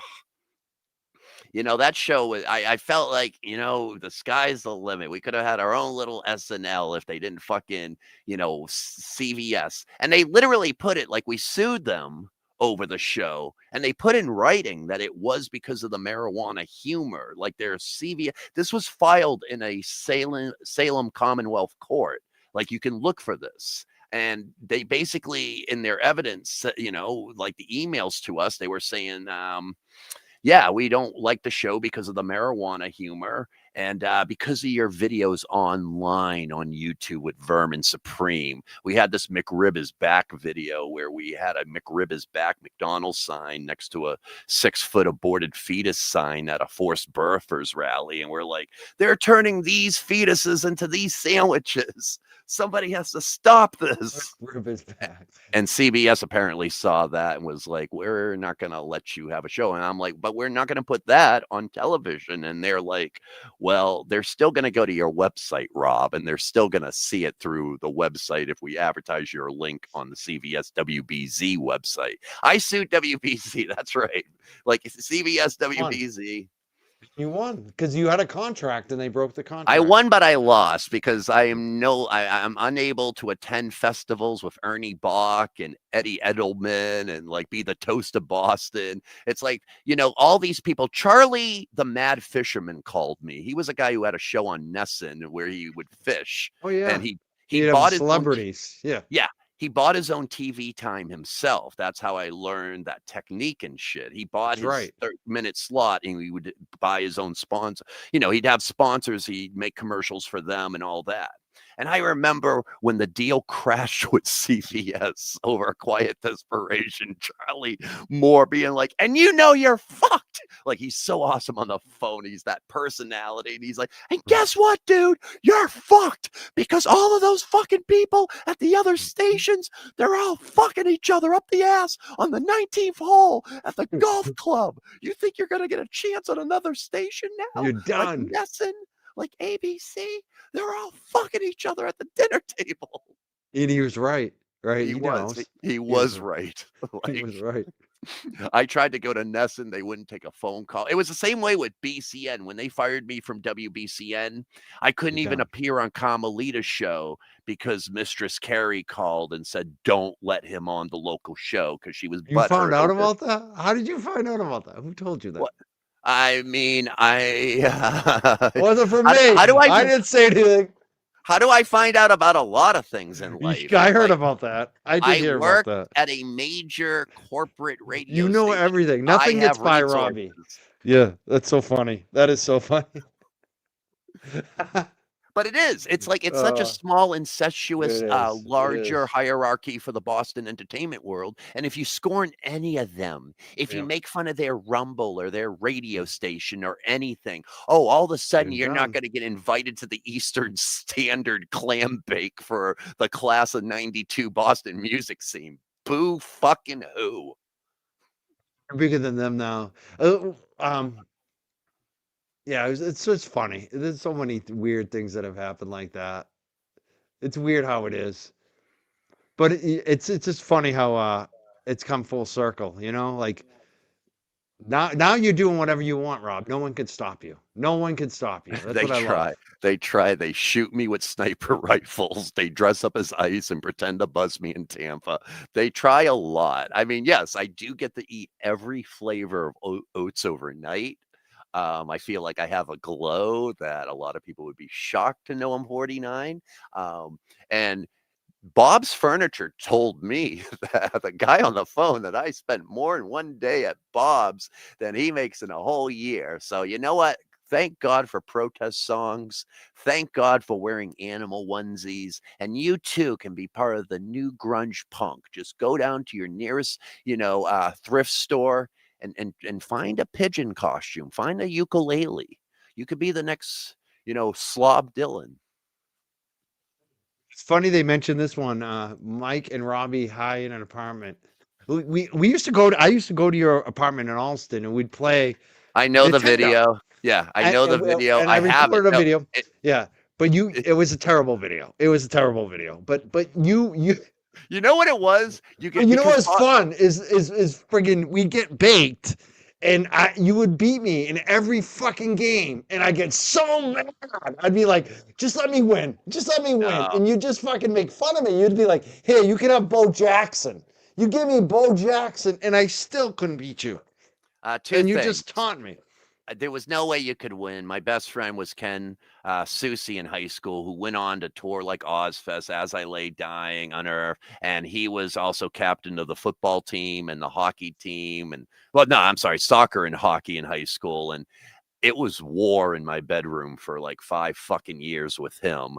And every time I lost to that fucking kid, especially Madden football, when he would run out the clock and I couldn't get the ball back, and he's just fucking doing these dipshit fucking quarterback. You would do to deals, me. That's and he what would you talk would do shit to me. like, You're cruel. "Ooh, precious seconds coming off the clock, Bobby. Oh, I could." And he'd hear my fingers on the controller and he'd be like, "Oh, desperate Nintendo fingers pumping, hoping for one last chance." And I'm like, fuck you. People would lose it, man. Like our friend Matt, he lost it during WWE SmackDown for PS2. He fucking slammed his fist into a wall. Fuck this shit. And so I brought that into my adulthood, and there's just a darkness in my soul that doesn't get filled unless I mind fuck people relentlessly at RBI. That's what people found out at EMF. They had an RBI tournament with their so-called biggest guy there, Bori. Too. Yeah, And you I won that too. 15-3. And I don't even think I entered it because I knew it was you a were gonna 10-run win. rule. Mm. And I remember right before the fucking finals, I'm maniacal because this guy actually beat me. I was 20-1 because of this guy.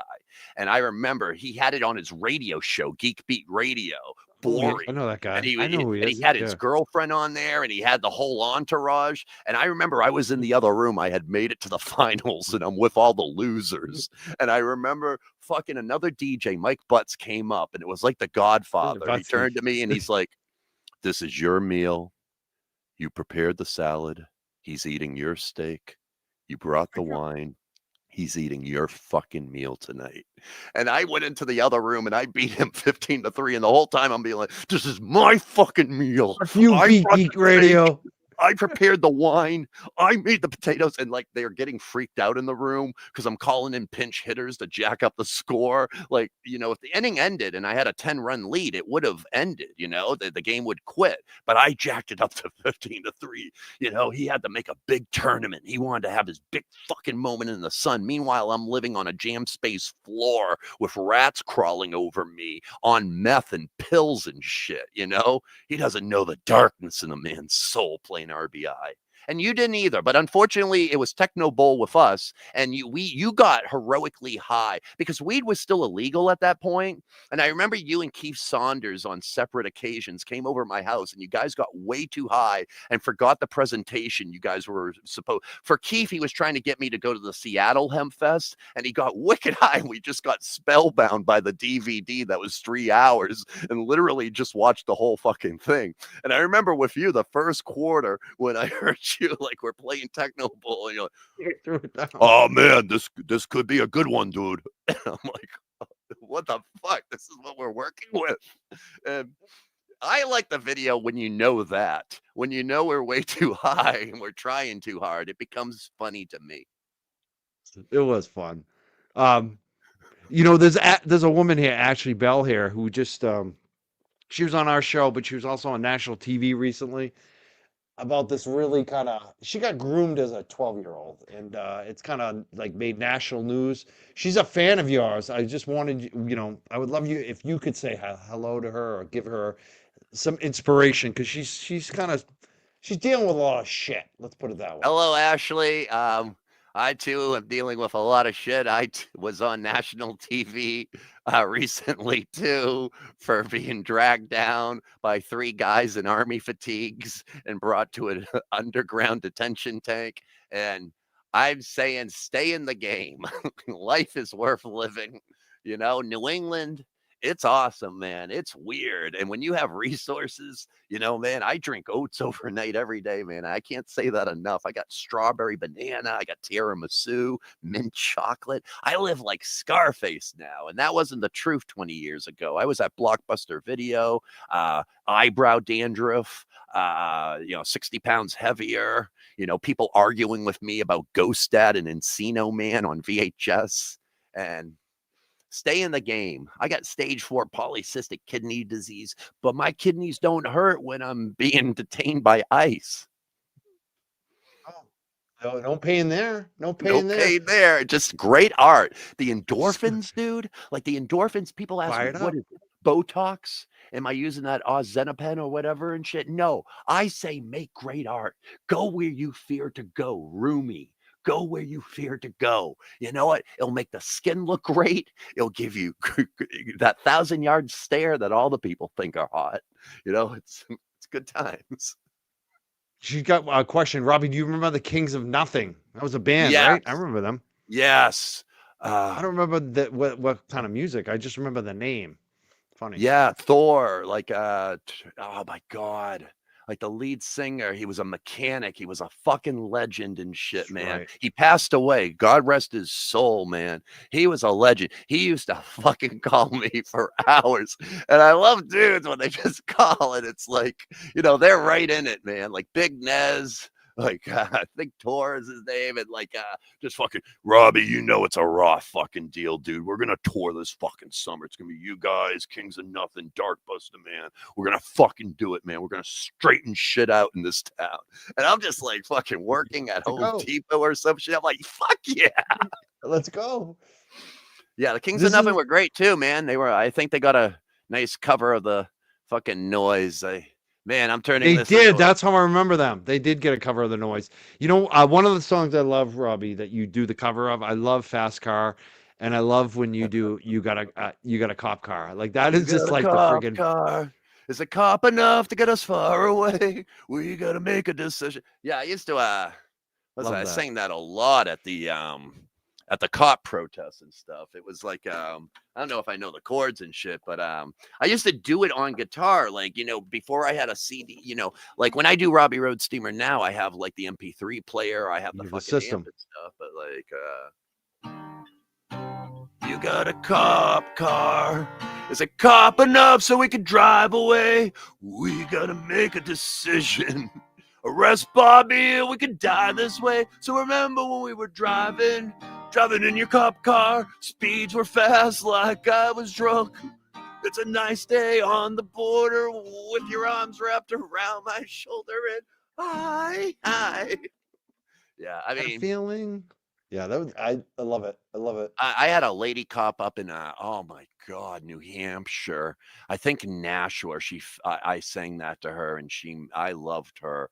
And afterwards, you can see on the video, it's on the Instagram, YouTube. I'm like, why don't you come? I'm in character. I shouldn't have been in character. I should have won her over. But I'm like, why don't you come with me, man? We can get some pizza. There was like a pizza place, Piggy's Pizza or something next door, and she's like, I can't, Robbie. She had a sweet little Southern accent, and she's on duty, and she's like, I can't, Robbie. I'm on duty.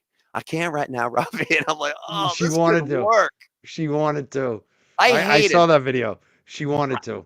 And I lament that, like, Quantum Leap or Back to the Future, I have to jump to the next thing. And it's like, you know what? Some of these like moments I fall in love with, like the cop and the lady cop video, like, it made me like 20 grand or some shit, like the lady cops and stuff. Like, oh my God, she looked like Lindsay Lohan, that cop. I was ready to risk it all. Like, fuck Occupy. Fuck Anonymous. Like, I'll go to cop barbecues and talk ultra violence with your shithead racist cop friends. You liked her. I You would liked for her. Yeah. her. You could see it. There was a connection. I wanted that connection, just like I wanted it with Chyna. Chyna was a goddess, man. I lived with her for 3 months. She'd wake up in the morning and she'd wake up, Rob, and she'd make apple smoothies. And she's like, I'm going to put a little pumpkin in yours. I don't know if you'll like it or not, but, we'll see. And she had this sweet little fucking voice, man. And then every afternoon we go to Wee Man's Chronic Taco in Redondo Beach, California, where Wee Man would be there. And because I'm with Chyna, Wee Man's being Wee Man. It's awesome. And they're laughing and hanging out, and Wee Man's like, hey, try this new carne asada I just made. He's got the sunglasses and he's like this, and he starts playing cornhole in front of his fucking taco place, man. It's like Adam Sandler's Happy Place and Happy Gilmore. I'm hanging out with Chyna. She's in a bikini top. Fucking Wee Man's playing cornhole out front. That's my happy place. Amazing that you had those times, Well, there's more times now, man. I mean, That's right. We got it down in Portland 2 weeks ago. There's That's more right. times to come. So what? Right now, do you have no charges against you? You're just going to sue them, or there are pending still charges? Oh, thank God. Thank you. Right here, Mike, we have the official citation from the Portland Police ICE, whatever facility. It's the United States District Court violation notice.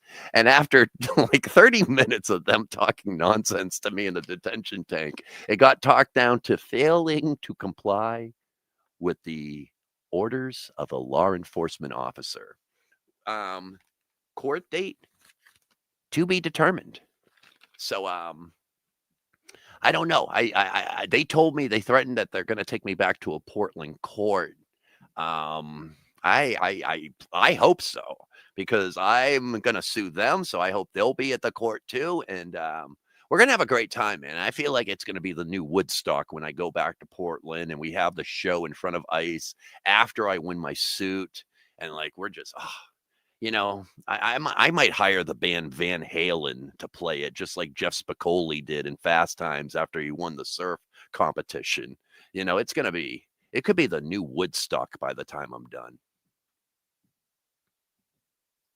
Wait, did he get to hire Van Halen? But I thought it was because of remember there was a robbery? Remember the robbery or did he win the contest? I don't know. The robbery, he might have won. It was like, remember the guy. We're talking about Fast Times at Ridgemont High to the watchers and the listeners, and we're thinking of what Jeff Spicoli did to justify. Why did he get the money? Because there was a scene where remember Brad, the guy who got caught doing the stuff in the bathroom? Maybe because he saved a girl or something. There was like someone tried to rob the captions at the end of the movie. I shouldn't be quizzed on that. I can remember everything fucking else, missed a hand. But you're right. He might have, because I think he did win a surf competition. So I don't know if he got the money from that or it was from the robbery thing. I don't know. I don't know. I gotta watch it again. I only watched it back a year ago with Jess Phil and stuff. I gotta watch it again. Someone actually says he was dreaming. Actually, it was just a dream anyway. So we're getting too caught up. He was. Geez, we're getting too caught up. Okay. We Yeah, don't we get too should. caught. What we should do? We should close it. It's been like a Springsteen concert. This has I been know. It's been amazing. 3 hours. I want to How thank you long do so you much for usually? being here. What do you usually? What's the usual? It depends. We don't like 1 to 3 hours is kind of Oh, the oh, but usually like 2 hours. But yeah, it's like whatever it feels good. You know what I mean? Like when oh, that's right on. Yeah, no, I just had to put the studio in and shit because of the Portland thing and stuff. I was doing it off my phone, and then it was like NPR, and I had like 3 people from MSNBC, including the guy who was at the Bannon press conference, who just kept in touch, and he's like, oh, "This fucking guy again." So gonna stop. I mean, you've been on everything, Rolling Stone, just on and on. I know you were on NPR, WBUR. It Salem just goes Evening on and on. News. Yeah, Salem the Evening Bulwark. News did an article up in Yeah, how great was that? That must have felt good. That will be our last thing we'll say. They destroyed my fucking name, and let's leave it on that. They Potlyo, the whole fucking article, but it's fine. It's fine. It was a good article. The whole But they fucking misspelled the article. name. And that's Danvers, Mass for me. No matter what, even when I die, they're gonna spell my name wrong on my grave and shit, and put it next to a fucking septic tank repair place. They'll figure out a way to get me on the back end. I mean, to me, you're like the most famous person I know from Danvers. I mean, there's Brad Delp, they claim, from Boston, but to me, you're better. Wait. I like Brad Slow the fuck down. Did you say they claimed? Like, did they not have a proper birth certificate? Like, I don't know. Is that a conspiracy? I've heard different towns for him. I don't know. Was Brad Delp actually from friggin' I don't think Danvers? it's Brad Delp. I think it was the guitarist, whose name escapes me. Oh, my mom said she graduated with him or something from high school, or he came to the school dance or something. I don't know. I'm looking him up now. I don't know. I would love to be the biggest out of Danvers. That would be a dream, and that would be to me, you are. I mean, that would be the else is long bigger way to from come Danvers? from Danvers, because Danvers was Old Salem Village. That's where they did some of the darker shit to the witches. That's right. I'm looking up Delp. Delp was born in Peabody to French Canadian immigrants' parents and raised in Danvers. So I guess he is a Danvers guy. I know the drummer, Siv, he had a record store in Danvers, which was kind of cool. I went in there and I got Yellow Ledbetter, Pearl Jam, on a rare European disc and stuff. Oh, and I probably got that same one. Yeah, I remember those. On a feeling, on a wizard, on a way. Yeah. Oh, in a coal miner sitting away. Oh, my God. Why'd they put that on an album? It would have just made the album everything. I would have bought. You had to buy like some European fucking. You had to buy the maxi single European thing. I know. I remember that. I bought that.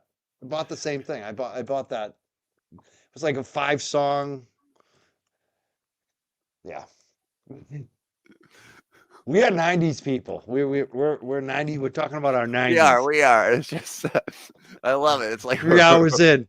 All right. I want to thank you so much. Anything else you want to say before we let you go from Danvers, Mass? The most famous person ever from Danvers, Mass, Robbie Roadsteamer. Oh, you're making me cry. You're making me cry. Fuck you, Rebecca Nurse. You might have died in 1692 being hung as a witch, but welcome to the new king of Danvers. I want to see like Robbie Roadsteamer Square. Like, open up Putnam Pantry ice cream tonight and change its name to the Roadsteamer. I want Roadsteamer Grill. Modern Butcher, change it to the Modern Steamer. Let's just take over Danvers. I'm looking for an excuse to escape this area. I'm in near Watertown. It's nice to, we'll figure it out. But either way, God bless you, Mike. I mean, this could have been done at a Middle East upstairs to just folklore and whispers, but we've documented our big epic rehang, and I'm honored, man. You have a great show. You have a great life. We need to get stoned soon. We do. We need to get together. We got to go to. You got to come.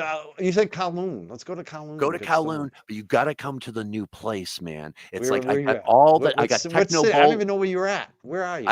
I'll say it later. I'm on a lot of watch lists, but like I'm near Boston, and it's like text me.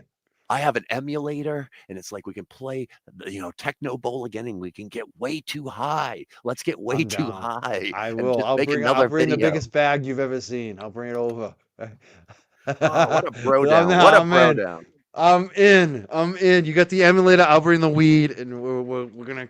I'm gonna storm out of there though. I know what's gonna happen again. I'm gonna get all mad. No, I haven't played. I've Just let me gotten win a sloppy. game. Let me win one. Yeah, no, you will now. I am sloppy Elvis. My skills are bad now. They tried to have me do Tetris. I mean, I got a Tetris like long block right here. I told the kids when I was mentoring, don't wait on a long block in life that's not coming. Work with the crooked blocks you have in life, I tell them. And now I can't even get 100,000 on Tetris. I think you have a puncher's chance in RBI baseball. I'll even let you be the Boston Red Sox, which is a cheat code on RBI baseball too. So We need it. We need it. Or Bo Jackson on Tecmo Bowl. oh, I love you, dude. This is hard right now.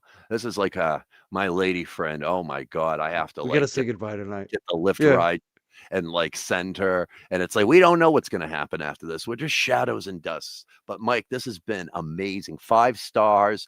10 years from now, when I'm dumpster diving and trying to get a Wi-Fi signal from God, I'll be living in an Acura. I'm gonna look at this video and remember when we were kings.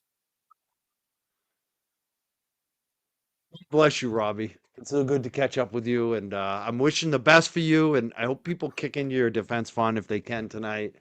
I love it. And if people aren't following Robbie, definitely do follow him. YouTube. Where are you? TikTok, Instagram, Facebook. I'm there.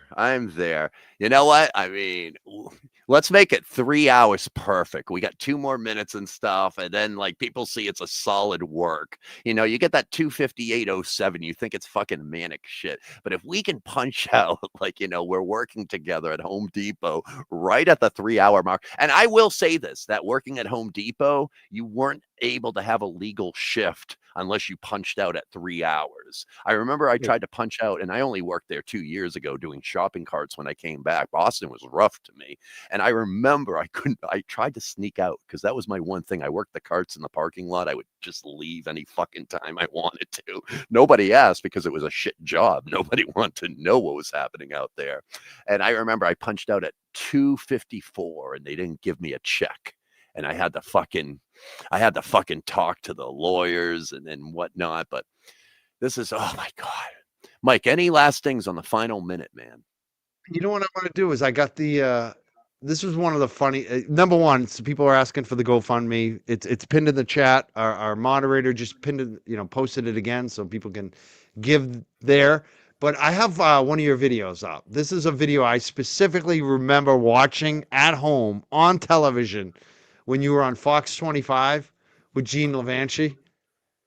Do you want to watch this? I just think it's fucking hilarious. Let's do it. Let's do it. Because I know Kim Kerrigan lost her shit that day, I heard, right? Didn't she? Yeah, there's actually a second part to it that you would have to find the day I was and think there's an archives. But yeah, she lost her shit because I was saying to AJ, which was her 7-year-old son at the time, off camera to get me some alcohol, Zimas. I did not know it was her child.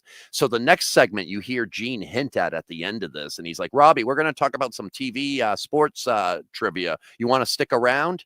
And I stuck around, and I won't forget this. Kim Kerrigan's pissed at me, and she's sitting next to me. And she says at one point, well, I know it's a character and it's a costume, so why don't you just take it off? And I'm like, well, you're wearing a costume too. Why don't you take your makeup off? And that's why you never heard anything afterwards and shit. It got ugly. They never invited me back to the morning show. I don't think they were going to after the first segment. And it was so popular. And I remember Gene Levanchi tried to do it a couple of years later, and it had to be online only. Pussy. Like, let's get back on Fox Morning and let's figure it out, Gene. It's funny because I walk dogs. It's my other side gig, my full-time job for a while. And she's up on the North Shore. I used to walk by her house every day, and one day she drove by, and I was like, "Oh my shit, that's Kim Kerrigan!" So she's a North Shore lady too. Now. She's a North Shore lady. Oh, then we need to just catch up and heal. I love all my North Shore boomers. Let's make the myths, ladies. God bless. I will heal the country by taking Marjorie Taylor Greene to Kowloon. and now Fox Morning. Yeah, and the thing about Kim I like too is she would wave to me because I think she liked dogs. So she was a waver as she drove by. She liked All right, dogs. She didn't like shitty dudes from the North Shore. yeah, she did. Maybe she'll like you now though. I bet. Yeah, I cleaned up. Yeah. Again, Hey, Robbie Roadsteamer is being called a Bruce Springsteen on steroids. What? And he's here in the studio this morning. Robbie Roadsteamer, I'm not qualified to introduce a man of your stature, so you had to do that yourself. Yeah, we're using teleprompts. I remember when you were at Salem State on TV, you used to just let it flow, man. This is all sellout stuff now. Well, What you know, happened? I don't know. I guess I'm You used somewhat to be ashamed. crazy. Remember they called you Gene Da Vinci on campus? You run around. Oh, it's good times with Zimas. This kid knows. Do we have Zima back there? We got little AJ over here. He's trying to figure out what the deal is. AJ, Zima. We'll have it in the parking lot. Robbie, first of all, hey, you've been doing great. So Yeah, congratulations on showtime. all your success. For those few people who may not have seen you perform, give us an idea of what your act is like. Anyways, you come to one of my shows, you're going to see a band like no other band. We are on stage trying to find a cure for death. That's what we're doing. And we're doing that through lyrics added to music with karate, with fake fruit. Is that real? Oh, that's going down. I just kicked the fake fruit. They didn't even get that on camera. It's gone. Did you see the fruit before? Well, anyways, the live show is amazing. If you want to go out and see something different, do not go to the New England Aquarium again this week. You're going to come to my show. You're going to see a party like no other. Can I take that off? I got a wireless. This thing's coming right off. All right, it's back on. Well, you've got you see the stage guy. You're like, the wireless is going crazy. Whatever. I'll fight you. Okay, let me have my cappuccino. It's empty. All right. Let's get to the tattoos here, because these are interesting. We took some shots of them earlier, Robbie, so you can explain what we've got here. Well, that is the Route 1 mini golf dinosaur. If you ever go to Saugus and you play mini golf, and this is Carlton Fisk hitting the home run in Game 6 of 75 World Series. And, a little pimple right there. Don't worry about that. And that is me on my chest as a centaur. Half steamer, half zebra, a steam bra, if you would like to say. I don't know. Where'd you get the, what, you go to Route 1 and you play mini golf, and what makes you say, you know what, I need that on a tattoo? Because I want to get a free game. That's all it is. I just want a free game. That's all. Hey, if you guys, anybody owns Route 1 mini golf, I want a free game next Sunday. Can I ask you something? Yes, you may, sir. When are you going to get a tattoo? That's a good guy. Why don't we work on one? Why don't I draw one up? I got a marker right here, a Sharpie. Look, we get something right here. Let's go here. Now, I'm show the guns now? Is that what this is about? we Right. get something like, what do you want? How about you feeding the Route 1 dinosaur? Wouldn't that be something like, Can we do that? Gene's get that on his arm? Jeez, and we're going to have to shave right here, and this is going to be the dinosaur right here. And can we zoom in on that? Come on, camera 2. Come on, you interns, man, interns. I'll fight you guys after the show. Look at him rolling his eyes. Well, I'm sorry it's not Ben-Hur. You got to zoom in on this stuff, okay? Earn your money. And then we put the teeth, and then we're going to have you right here, Gene Levanchi. What are you feeding? What do dinosaurs eat, Gene? Probably some type of, brush, herbs. Yeah, a newsman. Lettuce. We'll get Lettuce. Oh, the truth comes out. He doesn't know what dinosaurs eat, and he's an anchor man. All right, then we feed the dinosaur. The dinosaur's eating. After the show, I got a needle gun in my car. We're going to draw that in. That's going to look sharp. We should put some stars and fairy dust around that. Guns? I'm not quite steamer-esque, but I'm Oh, getting my there. God. If they're looking for weapons of mass destruction, they're right here, baby. Look at that. Look at that right there. We want to tell you tomorrow, you could see Robbie tomorrow night at the Baked Beans and Rice Hurricane Relief Benefit. Robbie, one of 8 acts performing at the Middle East Downstairs starting at 7:30. More information, log on to roadsteamer.com. We want you to stick around. We do a segment here where we let it rip. We share our thoughts and opinions. Yeah. There's a list of sports movies out, and we want to see what you think of that list. Yeah, why Stick not? It around, feels right. stick around It and draw feels right. something on Don't camera. touch my leg, though. But it feels right. It feels right just for the leg stuff. Let's keep it cool. Camera 2, pan out, fade, sepia. Let's go. What he said. Yeah, why not? Gene, you can tell Gene got into that at the end. Gene was like, you got him Gene was fired up. awesome. Yeah. Gene can ball. I mean, if it was just me and him, without Fox, I don't know. Maybe it was Well, a fun. weapons of mass destruction joke on Fox News. But it is what it is. That's always been the story with me. I get into the prom, I dance a little bit, and then they tried to arrest me or pull me off the air or take away my TV show or ban my radio, yada, yada, yada. Ridiculous, because you like Sox Appeal. Like when you were on that Nessa show, that was the only episode of Sox Appeal anybody ever remembers. You predicted what Ortiz was gonna do. It was unbelievable. I You try like, not to waste time if I get television time. And you're on the Red Sox network. I worked at Fenway Park for 4 years selling hats. I got Carlton Fisk right here from the 75 World Series, and I can make his arm like if it stays fair because he hit a home run. But yeah, Nesson had a dating show in the right field roof deck. It was the first year that they had the right field roof deck at Fenway. So they wanted to promote it. And so I was actually part of another episode where I was 3 guys and we were in the Red Sox bleachers, and this girl, got to, it was like the dating game. Each guy got 2 innings, so I remember on mine, I got in during the 3rd and 4th inning, and she sees all the tattoos and she's like, you have a lot of tattoos. And I'm like, yeah, do you, no, you didn't do the Roadsteamer voice. I'm like, yeah, do you have any tattoos? And she's like, yeah, I have one. And I'm like, is it a butterfly? And I looked in the camera and she's like, how did you know? And the camera guy started laughing. They got rid of that episode and they gave me my own episode. And I got too drunk. Something on that one too. They brought Dave Unger in from like the model. They went all out, like the Nesson producers, like, who do you want to go on a date with? And I was like, Joyce Kohaywick, Amanda Palmer, the classics. That's what, and oh my God, Kay Hanley, and they couldn't get. You should have got Kim Carrigan. Oh, that's fucking hilarious. But yeah, and I predicted a double, which sucked because I didn't want to date the last girl. With all due respect to her, I nicknamed her Froggy on the fucking show itself. I'm a terrible fucking date. I wanted to date my PR person, like my handler, my PA, my production assistant. All day she was endearing, and I was gonna pick her, and she was so fucking excited in the 8th inning. And then I drunkenly, and I never get drunk, and I remember I had to get drunk because I was just too nervous. It was like a live baseball game. I got to be funny. I work all day at the hat store. Now I'm going to be a fucking comedian at Fenway. I had to get drunk for it. I had to drive there in a Mustang. They got a car dealership involved. It was dirty money. And then I could never go to a game after that because Jerry Remy kept talking about me, like the announcer. And like, I think Robbie Roadsteamer's here. Yeah. He'd point you out. And it's like, yeah, I fucking just smoked a joint and shit with my dad. I'm like trying to sit in the front row, and like all of a sudden I'm on the fucking TV and my phone blows up like Chernobyl, and they're like, oh, we got a Robbie Roadsteamer sighting. Robbie the Roadsteamer going to be on Sox Appeal next week. That's him, all right. And fucking Jerry Remy, he scares me. Now he's eating his fingers. And I saw the TV in the fucking dugout wall, like on the side of the wall. I was so close to the dugout, and so I saw myself.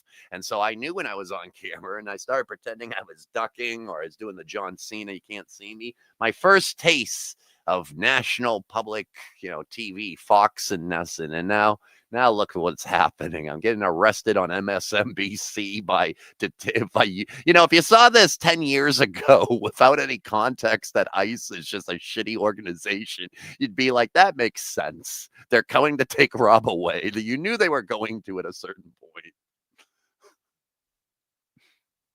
point. Hopefully, I hope they don't. I know you want the charges because it will be good for your I want kind the of heat. publicity tour. But I hope they don't, and I hope you sue the hell out of them, though. Like you're planning on. I hope I sue the hell out of them. I hope I just. just sue them. We're gonna get some publicity together. We'll have some good times in 2026. Ice and I. I'm a bicentennial baby, so what's better than a bicentennial lawsuit?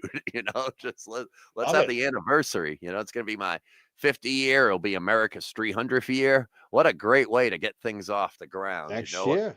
A fucking Perfect. $20 million lawsuit. I'll get my LED encrusted water park slide. It's going to go from my bedroom down to the kitchen. It's going to be all funded by ICE. You're going to love the slide, people.